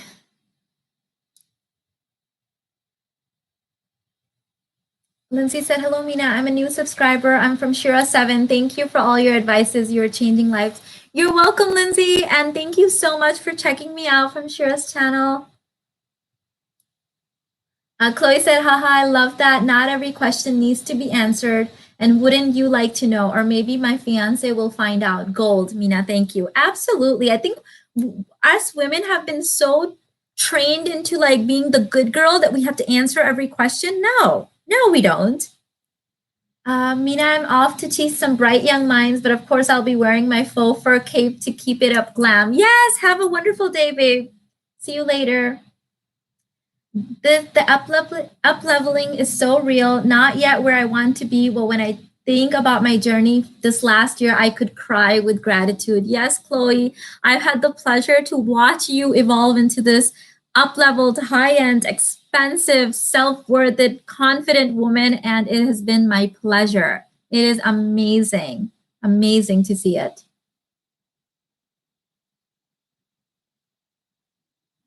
Also, we literally met this day last year. So grateful. Oh, right, Chloe. Today was the day that I had my intensive last year, right? So that intensive, babe, is happening again, but it's online, virtual, of course, next Saturday. Yes, love that. Thank you for reminding me. I think it would be interesting if you and Shira7 do a video together. I think it would be amazing. We're planning on it. I like Shira also, but Mina comes from a more awakened place. No hate. I think you'll really like it here. Thank you, Grace. I appreciate you. I think a lot of our message overlaps. A lot of our life like lessons that overlap, and then but we took slightly different routes, and some things are a little different, but I respect that. I love that. It doesn't matter which of her videos, just start with any one.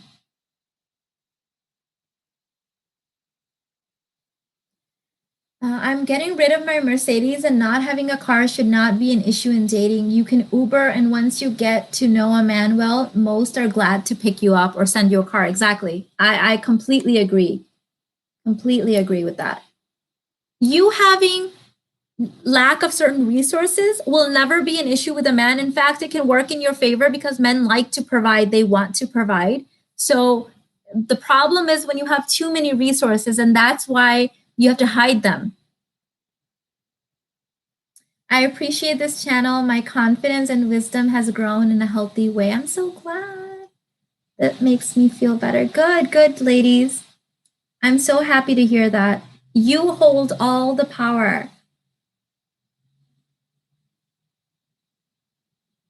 That's so interesting. Des said, Mina, I used to have a mediocre relationship with my father. Once I became more platonically feminine and open, higher voice, gratitude, the works. Now he provides a lot more, to the point that it's scary. It's so beautiful how femininity changes all your relationships. In this is pre-COVID, but a couple of years ago, I had two men in the same year literally risk their lives for me. Men that I didn't know. These are not family members. These are random men off the street.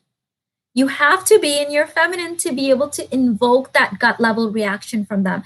Think of it, every man lives his entire life wanting to be a hero. In fact, they did these studies on 18-month-old boys who didn't even understand the word providing, protecting, or hero, but they responded really positively biochemically. It is engraved in them to want to be a hero. Let them be a hero. Let them be a hero. We're so busy trying to be heroines that we don't let them be a hero. New subscriber, I have been starting my physical transformation, and somehow your video randomly played. Ooh, the universe is trying to tell you something. I'm thankful for that. I've been binge watching your videos. Thank you, Anik. Welcome in.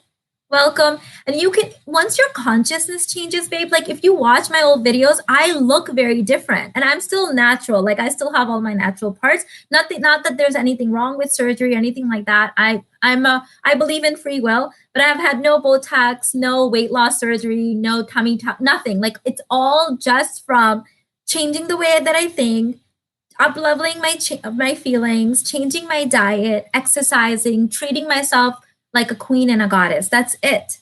Everything can change. It's amazing to see your up level from your videos, Mina. Thank you. I appreciate it. And I left all of those embarrassing videos out there because I knew that women would come and find my new content and think, well, of course she can do it because XYZ. But if you watch my old content, you'll realize that I was not always like that. I wasn't. Okay, I had to learn all my lessons the hard way, okay?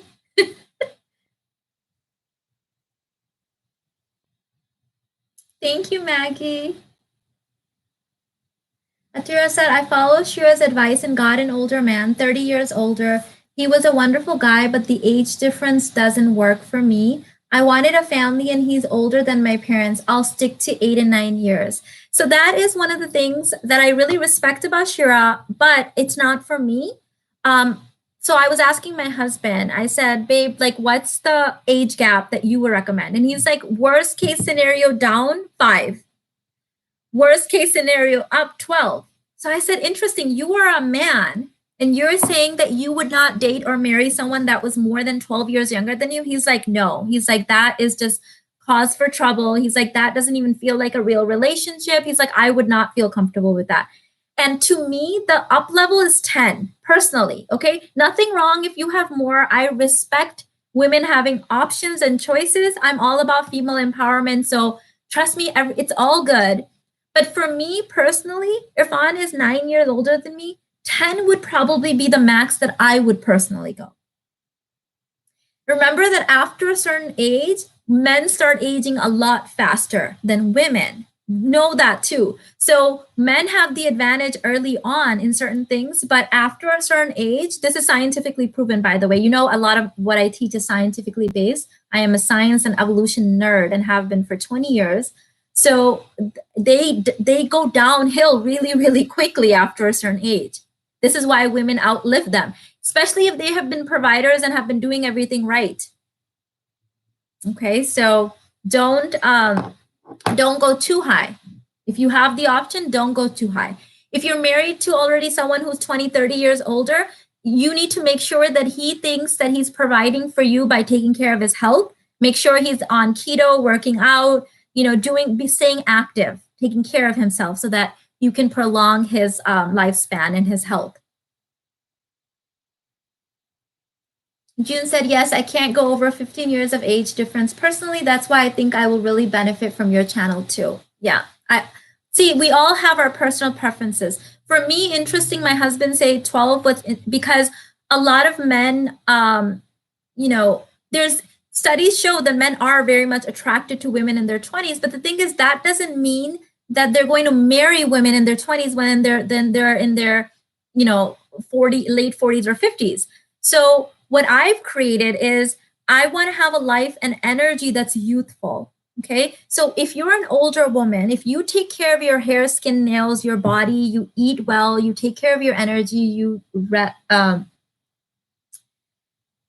if you keep your energy youthful, what you'll realize is that you become more attractive than the 20-year-old. Because here's why. All the men that bash women, like Jessica is saying, and they make fun of women for aging faster, here's what they like about the young women. First of all, they're more likely to look young. Duh. Like, that's just evolutionary based. And what they're looking for is skin, hair, okay, and hip and waist ratio. This is genetic, like this is coded. They can't help themselves. That's what they're looking for. The second thing they're looking for is youthfulness. Reproducing genetically, this is in all species, we get it, okay? The third thing that they're looking for is will allow them to be the leader and be the one that provides, and they're gonna look up to them.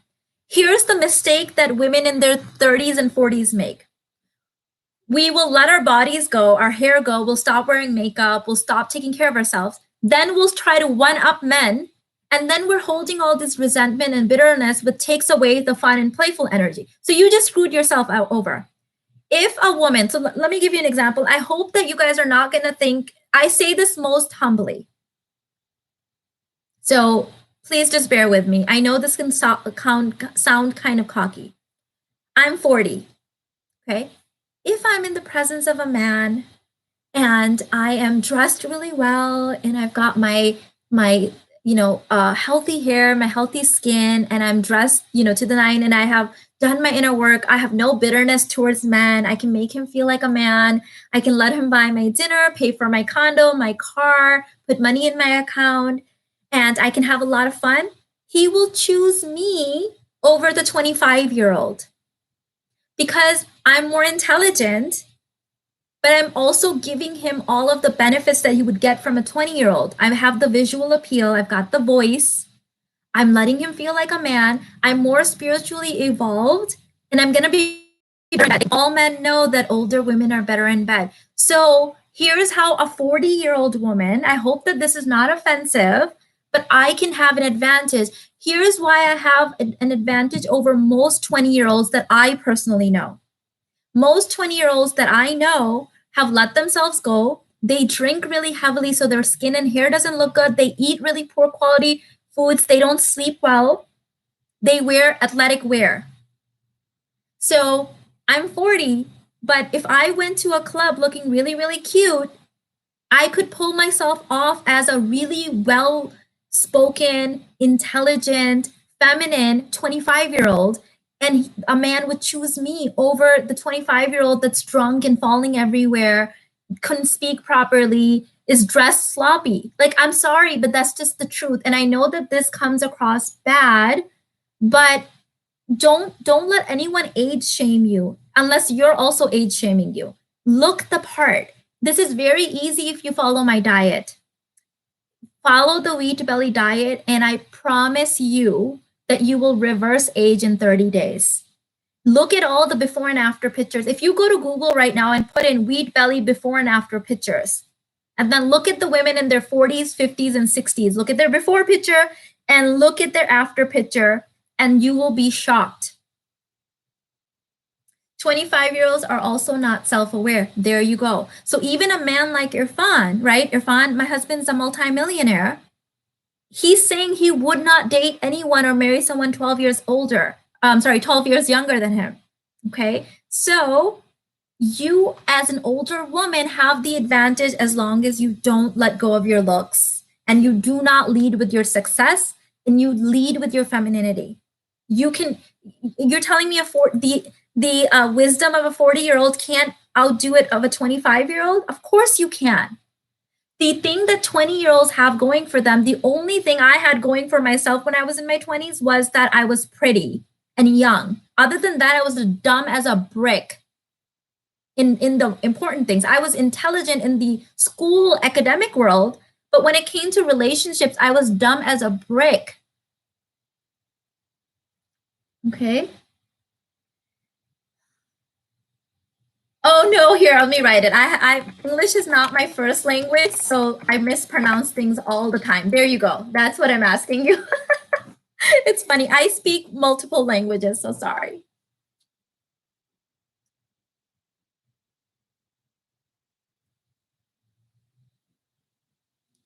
Michelle said, I feel like there's a new generation of men, new and old money in their 20s and 30s, adapting the provider lifestyle. I don't think it's necessary to find much older men. I agree, Michelle, because they are awaking to the fact that it's better for them to be the provider, genetically, emotionally, physically, spiritually. So I agree. My sons are 16 and 10, and they already talk about being the provider. They've been raised with that self-awareness and it's genetically encoded. So absolutely. Dumb as a break, that was definitely me. When it came, right? And we were intelligent. I bet you were intelligent too, but in a very masculine way. When men say that they want an intelligent woman, they mean intelligent enough to know that they're intelligent. That's what they really mean. Okay. Universal Journey said, Mina, my stepmother is 25 years younger than my dad, and even she looks older than my dad since she gave up on herself after she had her 2 kids. There you go. There you go, babe. You cannot give up on yourself. Like, your most important currency is your energy, it's your life force, it's your beauty, and it's all related. It's all, your radiance, it's all related. Selena said, what are the things you can do to practice becoming a person that feels like they really deserve it? So, Selena, I always advise inner work. I'm huge on inner work. It has been my life's journey, and that's what I would advise. And I have a lot of programs on this, like releasing all of the stuff that your parents and society programmed in you. Sure, you can, watch these kind of videos, watch Shira's videos, and you can change your outward behavior, but I believe that it is in your best interest to at some point go and change the inside awareness as well, because I think both of those are important. So I don't want, as I've said before, and no shade to anyone else, this is just me. I never had trouble earning money, loads of it. So I wasn't looking for an old guy to marry so that I can, take his money.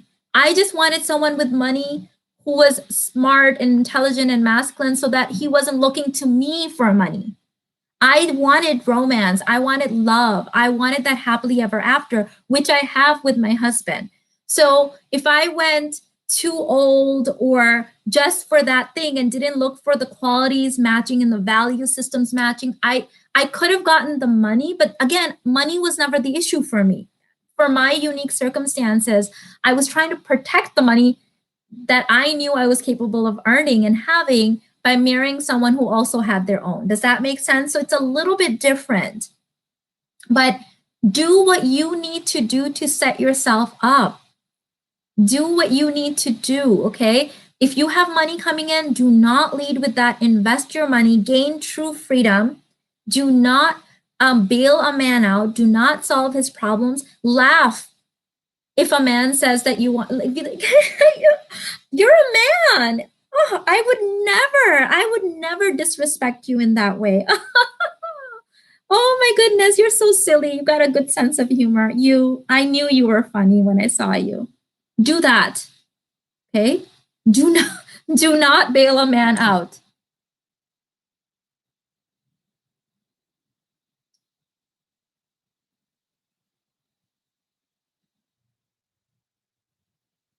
When you do attract someone who's financially more stable than you, it's easier to cope with his masculine energy. True, true. Because they're all going to have that controlling aspect. It's part of providing, right? So yeah, it's easier to the way I look at it, right? Because of my past experience, you guys have heard the story. If I'm going to have to put up with a man's ego and his BS, then he's providing. Otherwise, I'm sorry, bye. Because then I can be all by myself and be super happy. I can just do whatever I want. So if you want this and you want, to be able to have a woman like me surrender to you, then you're providing everything.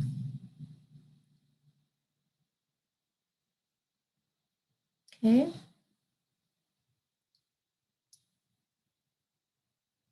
And yes, that is exactly what I want, to each their own. Yep.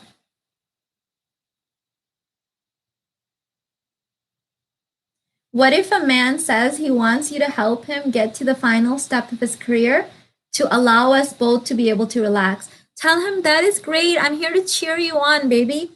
You're the cheerleader. That's how you cheer him on. That's how you help him. You don't help him financially. That's ridiculous. Think about it. That's a hunter asking the woman to go hunting. Think about the cave woman's reaction. Think about all the other men in the tribe laughing at her, humiliating him for asking a woman to go hunting with him. Always go back to our evolutionary history. Culture is very new. Our evolutionary history is millions of years old. Remember that.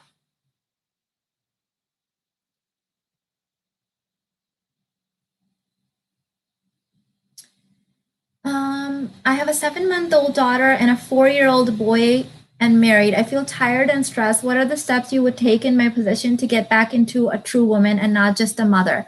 So I teach this in the Sacred Feminine Intensive, that there's 3 core parts to a woman. Of course, there's many flavors that I want you to learn and animate, but 3 core: mother, the goddess, and the sex kitten. So your mothering aspect is just for your children. Him seeing that you giving it to your kids is him receiving it. That's it. You don't give it to him. Where's the sex kitten and where's the goddess? The goddess is the one that holds the boundaries, the one that asks for help, the one that outsources things that she can't do, the one that says, no, I can't do this. I'm tired. Please help me. The sex kitten, well, that's obvious. That's the siren. That's the one that is still, taking care of her man and herself, because that's important in a marriage. Physical intimacy is very important for both men and women and the health of the marriage. This is why we feel so alive and so closer to our partners and so yummy and delicious, the day after. So make sure that you're incorporating the other aspects of you as well. Thank you, Selena. I would like welcome. You already subscribed. You said welcome, and please give this video a thumbs up. Wonderfully Made said, Mina, if I'm 36, does my expectation of looking for a provider hold the same weight as if I was still in my 20s? Absolutely. Absolutely. I would still go 7 to 8 years older. You cannot have any resentment, any unforgiveness, because that bogs down your energy. That's why you'll hear men saying that 20-year-olds are more fun, because they have less resentment. They have less bitterness in life. So when you do your inner work, that releases and you have youthful energy. When you see older women who have youthful energy, they're not judging other people. They're not in resentment. They're not bitter. They're not in unforgiveness. They have released that stuff. So you're going to have to make sure that you up level yourself out of that state. You're going to have the aura and energy of a woman in her 20s and look like that as best as you can. And the easiest way to even look better than a 20-year-old is to dress better. Women who are older, we have more money to spend on clothing, more money for makeup, more money for things like that. We have a better self-awareness to release crap that no longer serves us. We have more awareness to not get drunk on dates and do stupid things and say stupid things. Use that to your advantage. Use that to your advantage. Okay.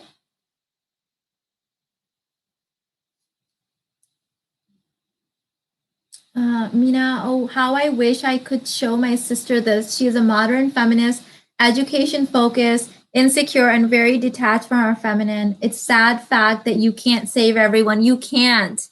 The way that I was able to impact my family members without saying anything was going up and up and up in my own journey. And some of these people thought it was weird. Some of them said things like, why do you get to have everything easily provided for you? Love all the stuff.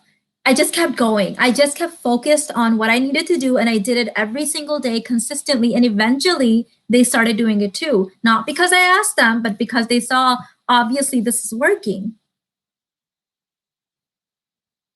Lodita said, I'm turning 40 this month and I have to focus so much on myself, taking care of myself. I feel like I look better now than before. I agree.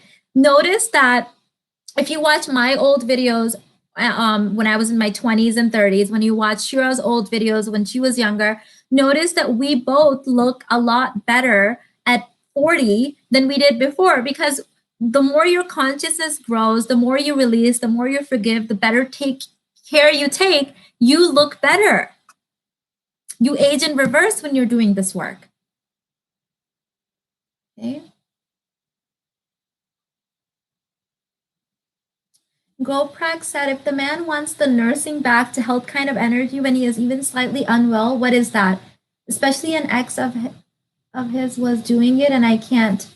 We are long distance. So all men want that, especially if they had a wounded feminine energy from their mother. So my husband was really expected to be nurtured, and almost like he wanted me to play mommy and would fake illnesses and all kinds of stuff when we first got married. And I couldn't stand it. That just turns me off. My mom had cancer and never complained. Okay. So that just really would turn me off. Then when, I got to know his family and met his mom and stuff, I knew why. So he didn't get that nurturing energy from his mother, and he was expecting for me to play that part. But if I did it, he was turned off by it because I'm his wife. So just don't do it. Okay. Now my husband makes me soup when I'm sick and stuff like that. And here's the funny thing. My husband no longer ever gets sick because there's no reason for him to get sick now. It's so annoying when they expect it. It's coming from they're wanting you to recreate their mother, what their mother couldn't give them. But the minute you do it, he's going to be sexually turned off because they don't want to do it with their mom. So it's this really weird thing, energy where they put you in the part of the brain that's reserved for their mom, and you don't want to be there. Hi, Kel. Mina, what do we do if our husband does unwise things with money? So acknowledge once first that you chose unwisely, and then sit down with him and tell him that it makes you feel really untrustworthy, that you can't trust him, and that if he wants you to trust him, then he's going to have to change, and then make sure that you are not commingling your money with him. And give him an ultimatum at some point where he has to get financially literate or you're out. That's something I would not be able to trust in a man. At all. Been there, done that, never again. I'm so glad I found you. I've needed this strong woman energy. Good. I'm so happy. I hope you'll subscribe and give this a like. I'm so happy. Thank you. You have to let other people be on their journey. So when we're trying to control our sister's journey or our mother's journey or our husband's journey or even our kids' journey, we're breaking free will. We're breaking boundaries. And that is not good. You're going to keep yourself stuck and you're going to distance those people from your life. You need to allow people to have their own spiritual assignments and their own journey. The best you can do is be on your journey and let yourself be a role model. That's it. That is the only thing in your power. It's the only thing in your power.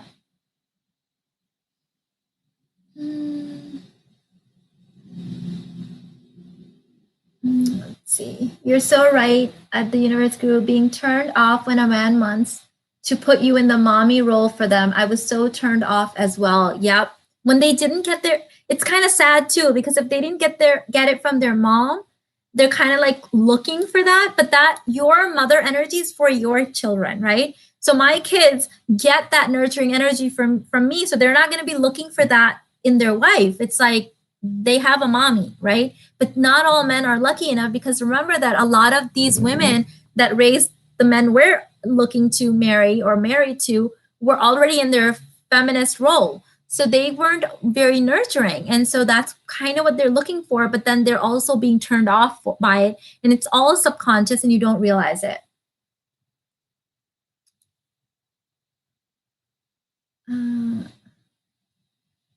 This is very inspiring. I'm 27 and I think I'm started to think that my best years were gone. Never. The best is always yet to come. I have this mantra that I've been saying for I think 25 years now, that I get better every year. I get better and better, younger and younger, smarter and smarter, richer and richer. And so I want you to adapt that. The best is always yet to come. I absolutely love the energetics you're speaking to and maintaining regarding the childhood wounds and desires in a partnership. Yes. Yes, yes, yes. I mean, we come with all kinds of wonky belief systems and wounded child. So do they. But if you start giving into some of that, then you're triggering him out of that providing, protecting response, or that attraction response. So you have to be careful. That's why I say actually do the inner work.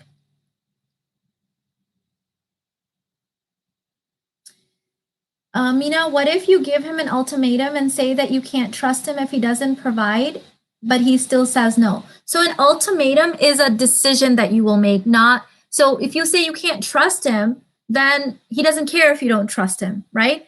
An ultimatum is by this time, a year later, 6 months later, like, the relationship is over, or I'm moving out, or you're moving out. Like there's a consequence. Men respond to natural consequences really, really well. And they understand consequences really, really well. Really well. In fact, my husband advises women to have natural consequences in their marriage. So an ultimatum would be like, if by a year, or in 6 months or 3 months, if you can't do this, I'm out. And then you're out.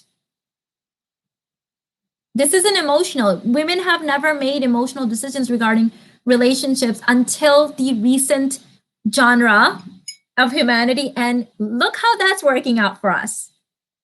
And this isn't just human females. In the species, all species in the animal kingdom, women don't choose their partners based on emotions. They choose them based on providing and protecting. Thank you, Heather. If this changes humanity, if this uplifts even 5 women a day, I am happy to do it. I have done this work and put myself in a place where I can generously share this. And thank God, because I have children and I'm about to change the planet for them if I can, doing my little part here on my little corner. So thank you for acknowledging that.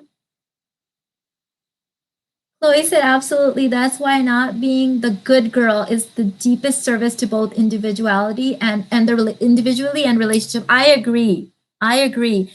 My husband has often said that the reason that he was really attracted to me was that he said that he can sense that I'm a bad girl, that I've got a naughty side. Okay. They're subconsciously looking for that. But most Indian and Pakistani women, at least the ones that he were dating, they were trying to portray this good girl side. That's not what men want. They want an aspect of that in you, but not the whole thing. That's boring. It's so true, Chloe said. Yes, Mina.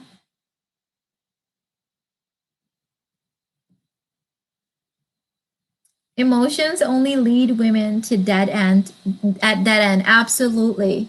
Absolutely. We have no evolutionary history in any species of females choosing males as mates over emotions. There's no history of it. I'm sorry. No history other than our generation and partly our parents' generation. My mom did not, by the way. My mom was smart. She did not choose based on that. She was in love with a man in her village, but she knew that she'd be stuck in her village in Pakistan, a little village in Lahore somewhere, If she married him, she married the guy that was going to take her out of the country, change her future, change her children's destiny. So we don't have any history of females choosing mates based on emotions. We've never done it. Birds have never done it. Primates have never done it. Reptiles have never done it. Like it's just, it doesn't exist. It's so good to be bad. It is. It's so fun. Men love it. Men love it when we're bad. Good girl and strong, independent feminist is one of the worst things a woman can do for herself. Feminism is over. It's done with. Here's why. We needed feminism to get us out of stage one relationships, to get us some rights, give us the right to work if we wanted to, give us the right to open an account, all of that stuff. It's been done. Now it's like beating a dead horse with a stick or whatever the saying is. I always mess these up. English is not my first language. You guys know that. So now you don't need feminism. Thank you, girls. You did good. Thanks for being of service. Now we have rights. What we also need to realize is that taking those rights into the wrong direction and becoming men is backtracking us. Feminine, check. Feminism, check. Done. Leave it in the old era. It has done its job. Stop trying to overdo it now. I value feminism. Because of feminism, I have the right to be on YouTube sharing this. Because of feminism, I had the right to own properties. I had the right to decide what I'm going to do with my body. Like, thank you, feminism. See ya, ciao, right? It's done. Now, like overdoing it makes no sense, because realizing that we can live like men and then actually living like men makes you realize it's not fun. Being a man is not fun. Being a woman is so blissful. Women have more rights. We get to have more fun. We get to be in our pleasure. We get to be provided for, taken care for. Like, who wouldn't want to be a woman? Why on earth would you want to be a man if you are lucky enough to be a woman? It's the best position to be in, especially in this era where you've already had the women fight for our rights. Thank you, girls. Love you guys. Right? But we get to benefit from it. Stephanie said, you're right, Mina. I would never want the daily responsibilities of being a man. I want the benefits. Yes. Yes. Yes, Mina, being a woman and embodying femininity is the biggest gift. It really is. Let me give you a perspective. The experience of the masculine and of being a man is this is extensively studied, right? This is how men explain their daily experience. It is one of burden, one of like not being in touch with their pleasure, one of hard work, one of this constant pressure to do things and check things off of to-do lists. This is why men like solving problems, because between solving problems, they have this one little sliver of release when they check something off. This gets amplified when they're doing something for a woman that's appreciating it. So they have a very dark, depressing existence. This is from the words of men. When women come in the picture and women provide them with this feminine energy, this presence, this appreciation, this world of emotions and world of color, that dark, drudgery world of burden seems like, oh my God, there's hope. There's always this, if I do a little bit more, I get to feel more pleasure from her. Little bit more, little bit pleasure. I'm addicted to this. Oh, I feel so good. But when women are also coming with their masculine and we're both addicted to suffering and living miserably, their experience is like downgraded even more, because they're like, oh my God, this used to be worth it, but it's not. There's never this release of pleasure. So those type of men, the unconscious one, then they think that the only moment they can feel that is they steal it from a woman in some way. So they con a woman into sleeping with her, and they can feel the release in those few moments of pleasure, and then it goes away. That's why they go and they keep like sleeping around and doing that, because that's all they have. Now, awakened men are realizing, hold on, maybe I can be in touch with my own femininity. Maybe I can marry a feminine woman and I can get that access and I can provide her with the masculine and we can both win. It's like a win-win. So you have to understand what they're experiencing. Okay.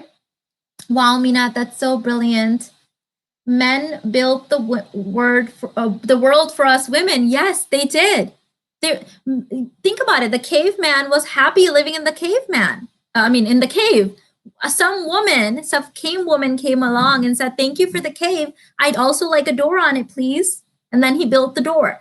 I like the door, but some nice curtains would be nice. And then he got the curtains.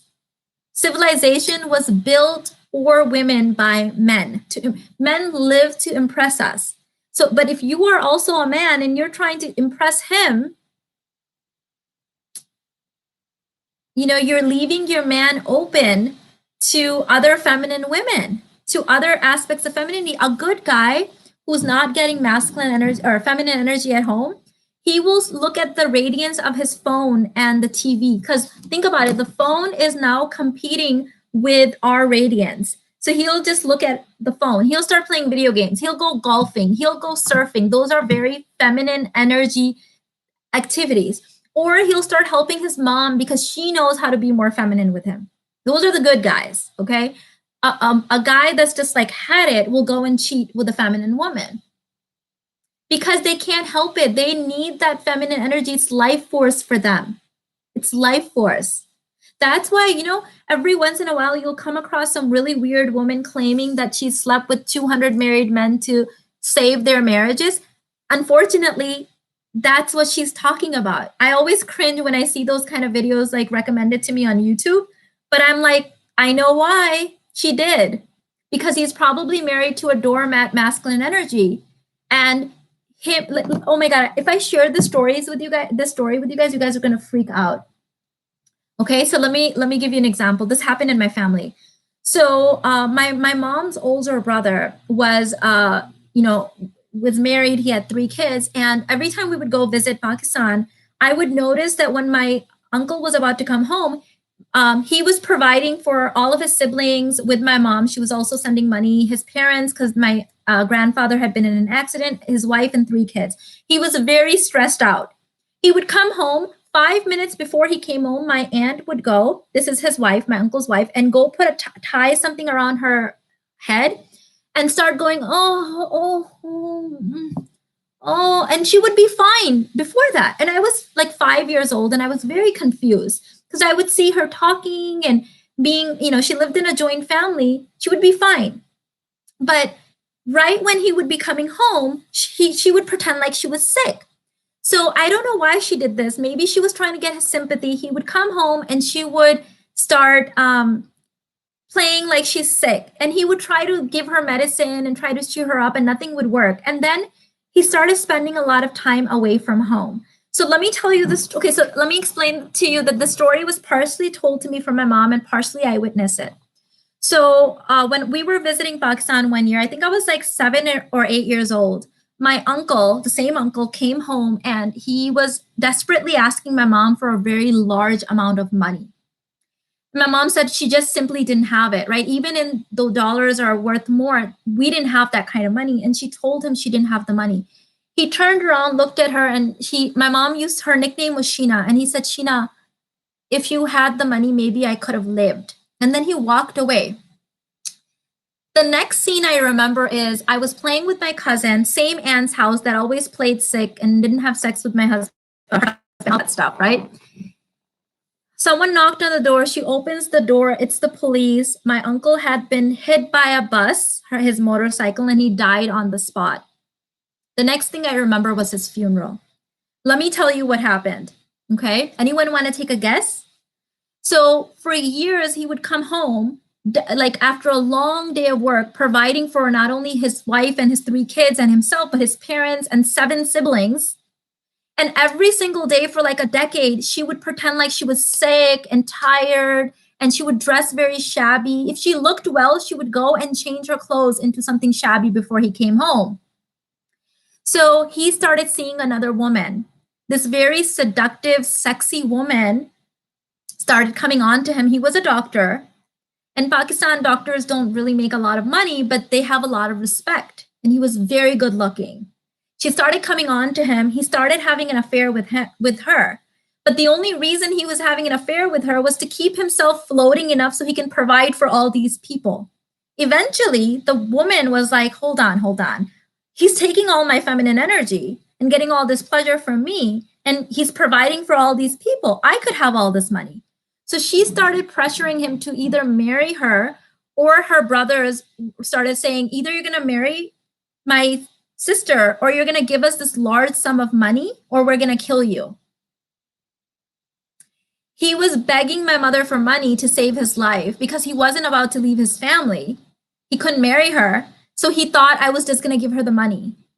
And he used to ride a motorcycle, and he was suspiciously killed by a bus the next day after he told my mom that his life was in danger. Now, I loved my aunt and I loved my uncle, and my aunt was always very kind to me. Always, my mom supported her until the day that my mom died and her 3 sons. So the houses that her sons live in were provided by my mom. Like, she took care of them. She was very nice to me.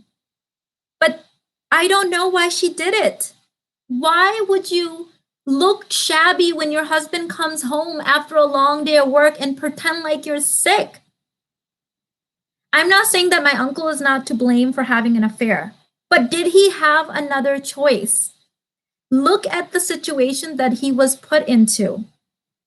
He had like 20 mouths to feed and no pleasure in his life whatsoever.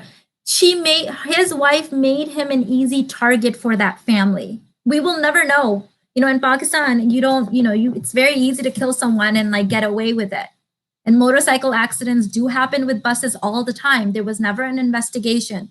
But I know what he told my mother, and I witnessed how she treated him.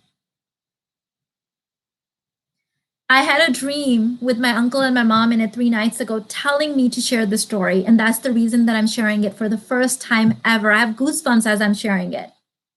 But you guys have to understand that the masculine experience of life is one of misery and one of burden. And feminine women relieve that. So are you making your man a target? Okay, thank you once again for being live. I will come back and watch later when I can fully be present. Thank you, Mila. I appreciate that. Yes, men need to feel inspired to provide. And my uncle was a great guy. He really was. I'm here to tell you he was awesome. He was a loving father. He was a loving husband, loving son, brother, all of that stuff. But he waited on this woman, his wife, for a decade, and she just couldn't give him even a moment of pleasure. She expected him to work a full 12-hour day of work and then come home to more work. This is so sad. Thank you for sharing. Her 3 sons grew up without a father. My mom became their father, basically. She raised them. So you have to understand that our decisions, the decisions that we make in our marriage, have long-term consequences, ladies. I've never heard things explained in this way. Oh my God, thank you, Lord. Oh, thank you, Heather. I appreciate you. That makes me feel so good. Thank you. I have to rewatch this live. It's so many gems in here. Thank you, guys. I don't know why my uncle wanted the story told. I don't know why I saw my mom and my uncle both in my dream. I've been seeing my grandmother, my dad's mother, grandmother, my dad, my mom, and some of these people in my dreams so often right now. And they're telling me these video ideas come from them. This story I've never shared with anyone. They said it needed to be shared today, so I shared it. Great point. We need to always be ahead of the curve in preserving of femininity and beauty. Yeah, our providers expect us to be able to give them this femininity. So you are making them a target. You're making your family a target by not providing it. Mina, I get very triggered when my fiance financially helps his family. He doesn't provide for me fully, though. Is he supposed to help his family? Whether he's supposed to help his family or not is irrelevant. The fact that he's not fully providing for you, that needs to be what you focus on. So don't lead with, don't provide for them. That's like a scarcity mindset. Focus on, I need this, my desires. So your goal should be, if you're not, that's my mom used to say, if you don't spend your man's money, someone else will, whether it's his family or his girlfriend or someone will. So you need to put him in a situation where you have more desires and he needs to be providing them. That's all I'm going to say. His family isn't the enemy. You just don't have as many desires as you need to. You're not standing in your full worthiness. So don't complain. Don't compare yourself to his family. Simply voice more desires. Have bigger desires and be more feminine. The more feminine you are, the more you get. That's why this is like God's gift to us, because it levels the playing field. Some women were graced with the best beauty on the planet, the most potent beauty. So, but some of us weren't. But if you can match that energy and femininity, a man won't care. Okay? Because your femininity heightens your attractiveness in his eyes. So really feminine women often have an advantage over really attractive physically, but very masculine women. That's why I was so confused, because women that I thought did not look as good as I did in my 20s, but had better relationships, got more money, got more attention, I would say, what is wrong with me? I'm prettier, I make more money, mistake number 2, right? I'm so intelligent, mistake number 3. I can work just as hard as a man, mistake number 4. He doesn't want a man. Why does he keep giving attention to her? That's why, because she's more feminine. Mina, you are a gift to us, and I'm loving this life. Thank you, Lolita. I appreciate you. I would like to save instead of helping them. I agree. Mina is helping women be better. I love it. Thank you. Why not channel the energy into providing for yourself? Absolutely. You can do it. I did do it.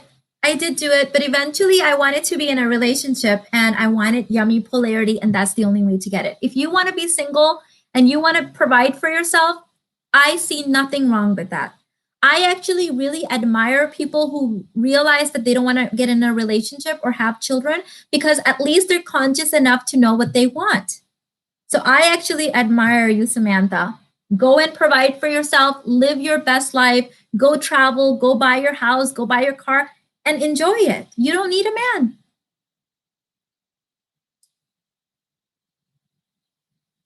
Thank you, Chloe. I appreciate you guys are so sweet. Thank you.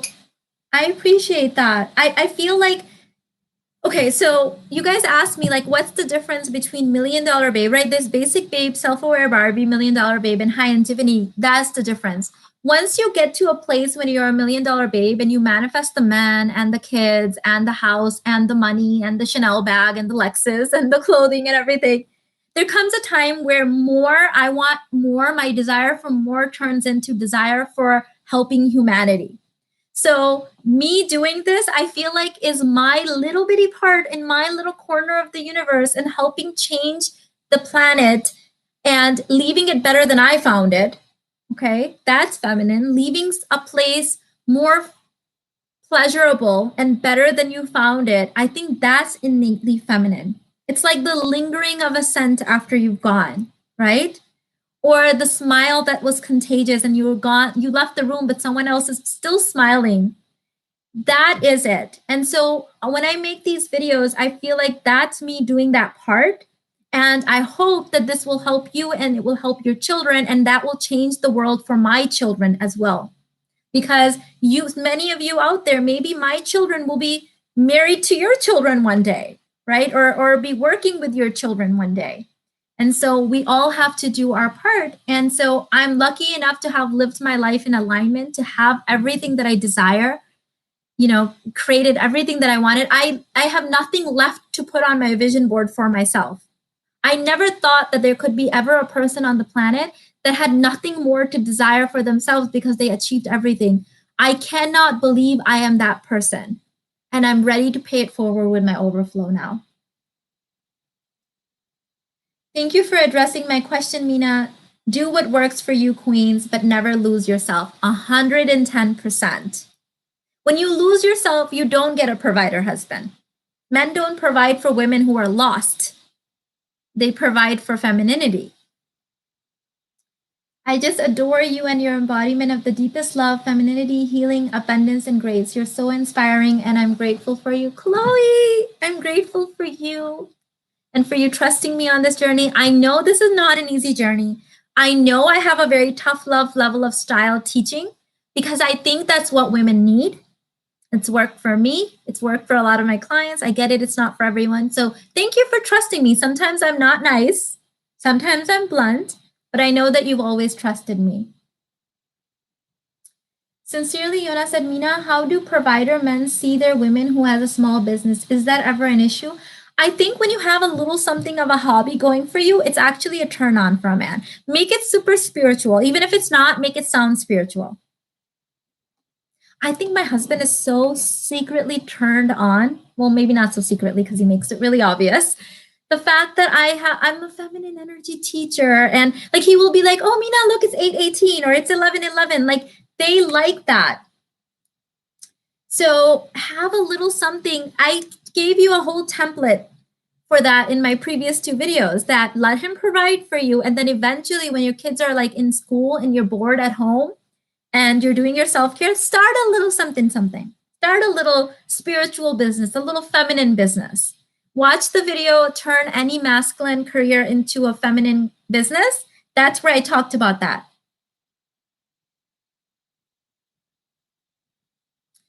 Kiana said, Mina, I'm not married. Should I wait for a man to buy a house or should I go ahead and buy my own? Totally depends on you. What are your goals? If you are looking to get married, like ideally you have a home and he has a home and you move into his home and you rent your home and that becomes your legacy, right? So it's what do you want for your life? Get like crystalline clear on what you want, and then design. Like I always tell women, get really clear on what your children will talk about you on your at your funeral, and then reverse engineer it. That's exactly what I did. Margaret, thank you so much for the abundance. She said, thank you for all your wisdom dropped today. I'm learning so much. I'm so happy, babe. I'm so happy. I just adore you and your, I call Margaret has the cutest kids on the planet. I feel like they are Cabbage Patch dolls bring to life. Like I used to have Cabbage Patch dolls that looked like Margaret's kids. So, babe, I adore you and I want nothing but the best for you and your kids. So, level up, girl. I will change the world. That excites me, but I haven't had the man, Lexus, and bags yet. Do that first.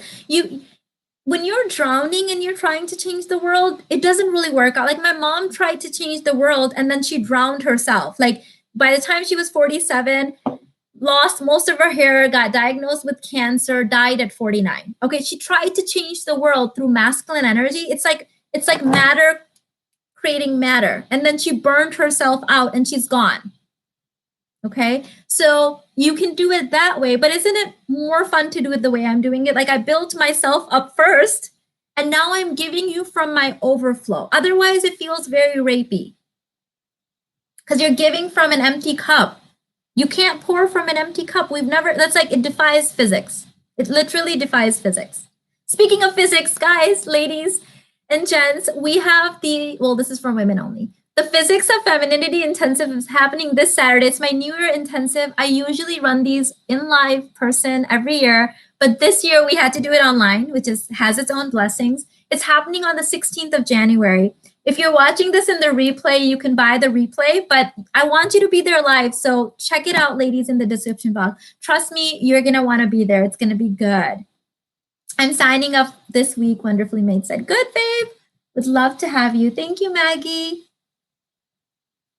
Mina, how do you react when you have agreed to paying part of the bills in the past? How do you turn this around? You say, hey, babe, you know how I agreed to paying this? It's no longer working for me. Get really feminine a week or two before you do this, and then sit him down. One thing I want all women to know, listen up to this, okay? Men love it when women have options. They won't admit to it. Men love it when we change our mind. Secretly, they love it. They will get mad at you because now you're asking them to stop conserving energy and pay up.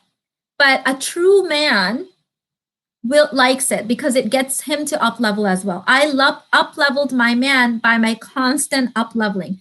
Does a part of him probably find it exhausting? Yeah. But trust me, the conscious part of him loves it. We had this discussion about 4 or 5 years ago that he could have gone to Pakistan and married someone half his age who didn't speak a word of English, who didn't know how to drive, who was very feminine, who came here and sat at home and he could provide. But because she wasn't very up level, she would be very feminine. She wouldn't ask him to do anything more. He would probably treat her like a doormat. He would probably be checking other women out in her presence, doing all kinds of things because men think they want it easy, but they get bored of easy because it doesn't up level them. It's not a challenge. So we actually discussed this, and my husband said that, yes, sometimes the things that I desire and expect of him are exhausting, but he said he wouldn't want it any other way. That's why he married me, because he knew that I was going to change him as a man. That's why men say, you make me a better man. You make me want to be a better man. Men want to be men. So sit him down and say, this is no longer working. He will get mad. Yes, the conserving energy part of him will get mad. Hold the pose on your desire. The woman who can hold her pose of the desire while still not judging him or getting upset wins. When my husband says no to something, I say, yeah, I agree, but... So this is the tactic. I need to do a whole video on this. I never disagree with anything Irfan says, but I always get my way. There's an art to this. I say, you're right, but this is what I want. You're right, I agree. Oh, I see your point. However, this is what I like.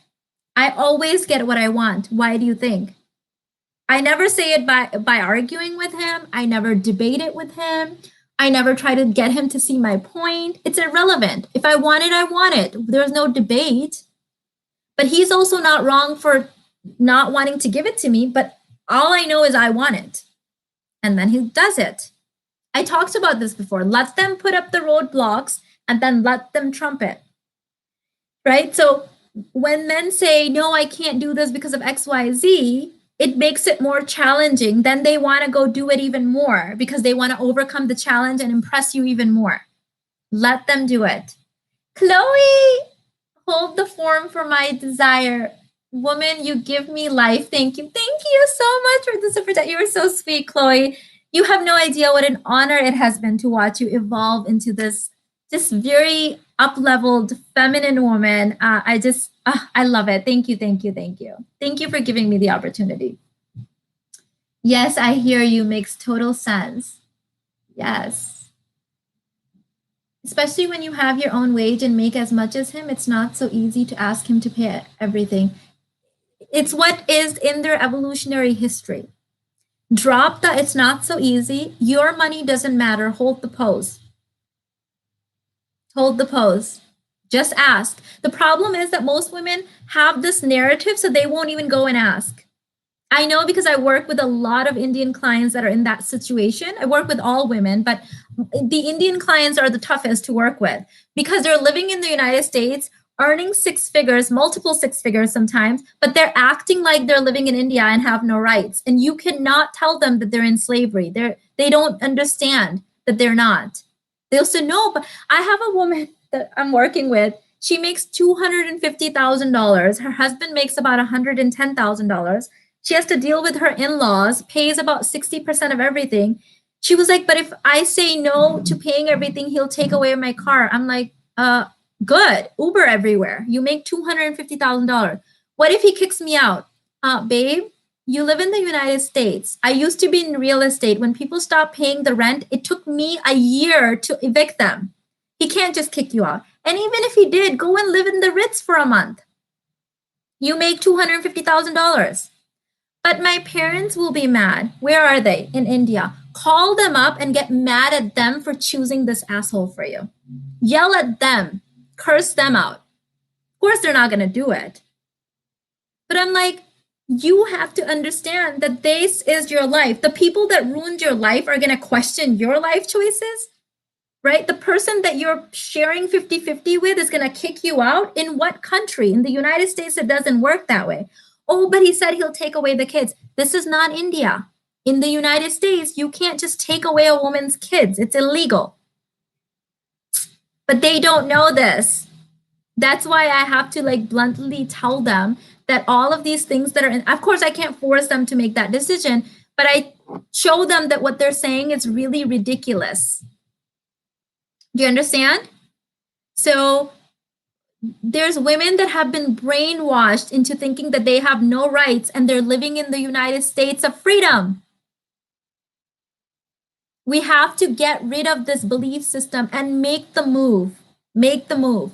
I tell these clients, I say, if he kicks you out, go and live at the best hotel in your city. Go and Uber. You'll have your money. You're giving him 50%. You'll have more money if he leaves you. You can take half his too. Like, you have to really think about it this way. Don't get me wrong. I love men. I do. But it really pisses me off when these men are convincing these women that they have no rights and then taking all their money, making them be slave to their in-law, to their parents, and then telling them that they're gonna rob them. In what country? Not in the United States, babe. Doesn't work like that. You have to know your power. You have to. I can just tell you, I can't do it for you. I wish I could. Trust me, if I had a magic wand, I do it. I do it. Thank you so much, Atara. Thank you. She said, always appreciate your energy, Mina. Thank you. Thank you. Thank you so much. I think it's Khadija. Welcome in, babe. Thank you so much for the super chat. I really appreciate you guys. I feel so taken care for and appreciated by you guys. Oh, thank you. Thank you. I appreciate it. Internet said they are just uncomfortable with this new way of thinking. Yep. So you have two options. You can say, I am not willing to make any changes because I'm afraid of a man's reaction. So I'm not going to change. Then you have to own that. Then you have to say, you know what, then I'm just going to be happy here and I'm not going to complain and I'm not going to suffer. Or you have to say, you know what, I'm going to do what is necessary to get on the other end. Because whatever you desire lives on the other end of that fear. It lives on the other end of uncomfortable. You're going to have to do it. Trust me, if I could come over to your house and I could do it for you, I'd do it in a heartbeat. That's how passionate I am about this. But I can't do it for you. So if you're the kind of woman that's like, I'm absolutely terrified and I can't do it, then I respect your decision, but then stop complaining about it. Then understand that you have chosen to stay stuck and then be happy there. At the end of the day, happiness is the ultimate goal and desire. I'm assuming it is for my husband and I. So then just say that I'm choosing this and then own it. Love the Wonder Woman mug. Such a subtle yet clear message about you. Thank you. I love Wonder Woman. Thank you. Clara said, Mina, could you describe a bit the behavior leadership from the feminine energy? I see a lot from masculine energy out there, and if I follow this formula, I can't sustain it because I'm a woman. So, Clara, I think the biggest misconception is that we have to do everything from the feminine. We don't have to. A modern day woman in the 21st century is going to be a woman, I'm going to say like me, that can be fully in my feminine when I choose and desire true freedom, and fully in my masculine when I need to be. I don't have to half-ass it in neutral zone. So when I'm teaching you guys, like right now, I'm very much in my masculine. I own it. I have some people writing nasty messages to me about, who do you think you are teaching feminine energy when you're in your masculine? Yeah, because my husband, do you see my husband here right now? No. Okay, I'm not trying to get you guys to give me anything. I'm not trying to get laid with you guys. Like, I can just be real with you, okay? I'm trying to empower you and wake you up. I can lead you in this way best. So be masculine when it's needed. Then when I'm with my husband, I totally in my feminine. With my children, I choose what do they need most. Do they need the fun, pleasurable mom? Or do they need a little bit of leadership and my husband isn't around so I can switch? You don't have to do everything from the feminine. If God wanted us to be feminine 100% of the time, he wouldn't have given us some testosterone. So you can choose what is appropriate. It's just like saying, should I wear a bikini all the time or just when I'm at the beach? I would say just when you're at the beach, unless you want to. Gentry said, "Hi Mina, your channel is a blessing. Best advice for a single mom of three who just got out of a long term toxic relationship. Heal, keep your life super simple. Inner work, remember who you were before you met this guy and before he messed with your head. And keep your life simple. Be realistic that you are a single mom. Don't try to compete with other women that are not single moms because that used to burn me out. Oh my goodness. And ask everyone for help. If a man smiles at you, tell him to pay your bills. Okay? Like you are not paying for anyone. You know, you are standing in your worthiness. There are men out there that love single moms, and there's also predators, be careful, but there's men out there that want a ready-made family. They like the homeliness, they like that, vibe of someone that's going to appreciate it. So, don't lose hope and do your inner work.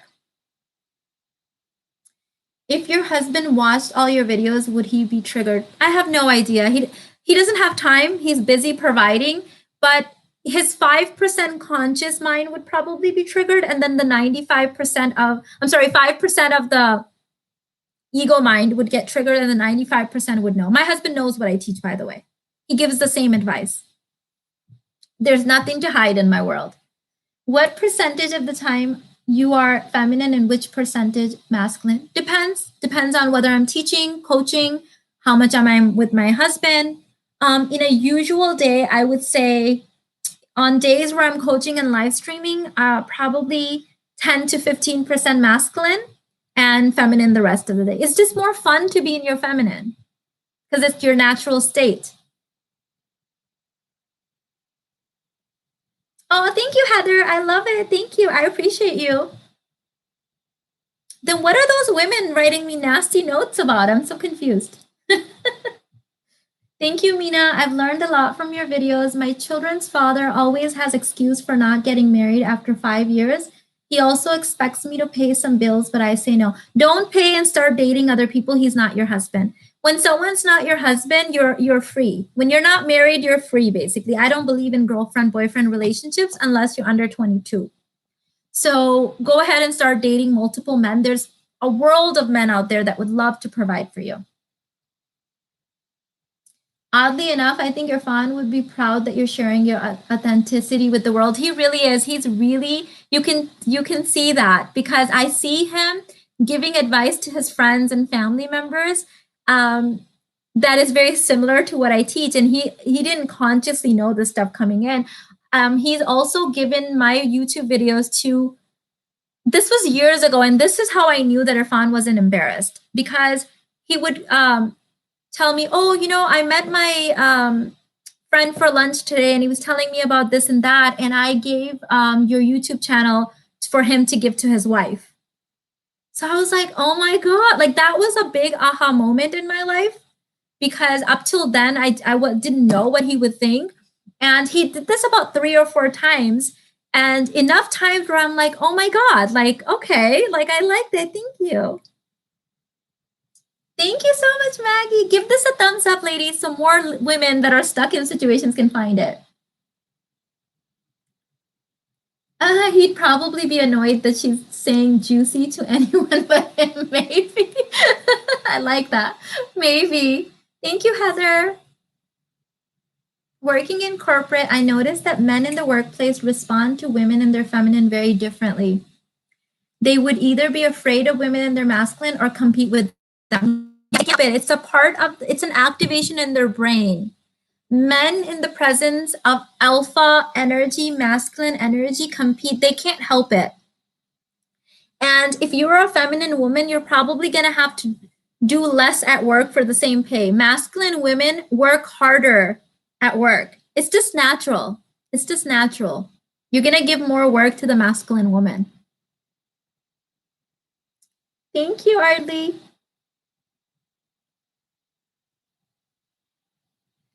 June said, I'm 22. Would you advise me to start looking for a husband or keep gaining experience in the dating world? I already know I want marriage. I'm just not sure I'm ready.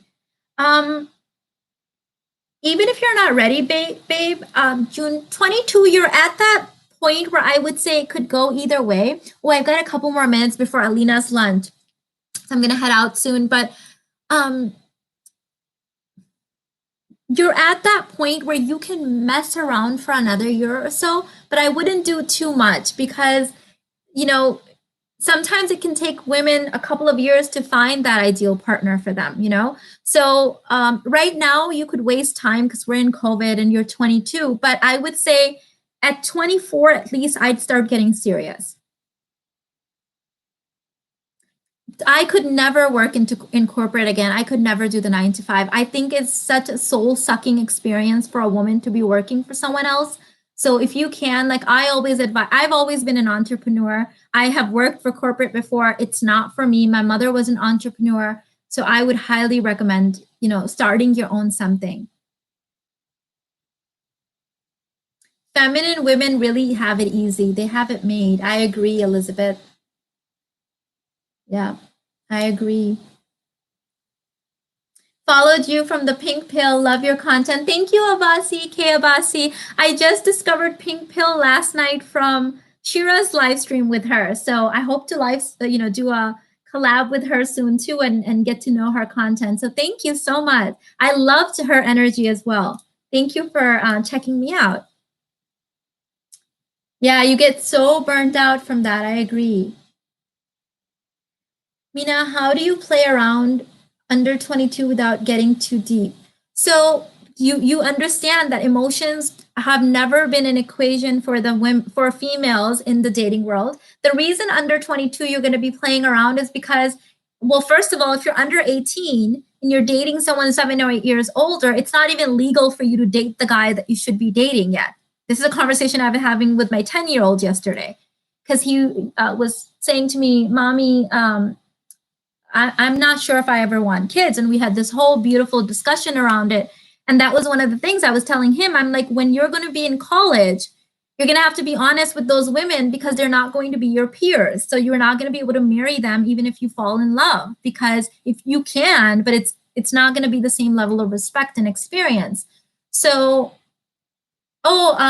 this is, it's funny. I love this formula, or I love this color so much by NARS, but they changed the formula a few years ago and I was so angry. It's called Orgasm, of course, and so is the blush. You know me, and you know how much I love pleasure. So before that, the men that you can date and you have access to are not going to be your peers anyways, not your true peers. They're going to be the same in human numbers, but not really, right? So at that point, you can just see how it feels to have men chasing you, witness you, and all that stuff, but don't get pregnant and don't involve emotions. So yeah, that's the yep. Okay, so ladies, I have to run now. I don't want to miss my lunch with Alina, and I will thank you so much for spending this time with me. Remember, Saturday is the Physics of Femininity full day intensive. It's live. I would love to have you in there. If you're new here, welcome from Shira's channel, Pink Pill, or just YouTube recommending my content. Please give this video a thumbs up and subscribe so more women can see it. I really appreciate you, and I'll see you in the next one. Bye. Thank you so much, everyone. Love you guys. Thank you.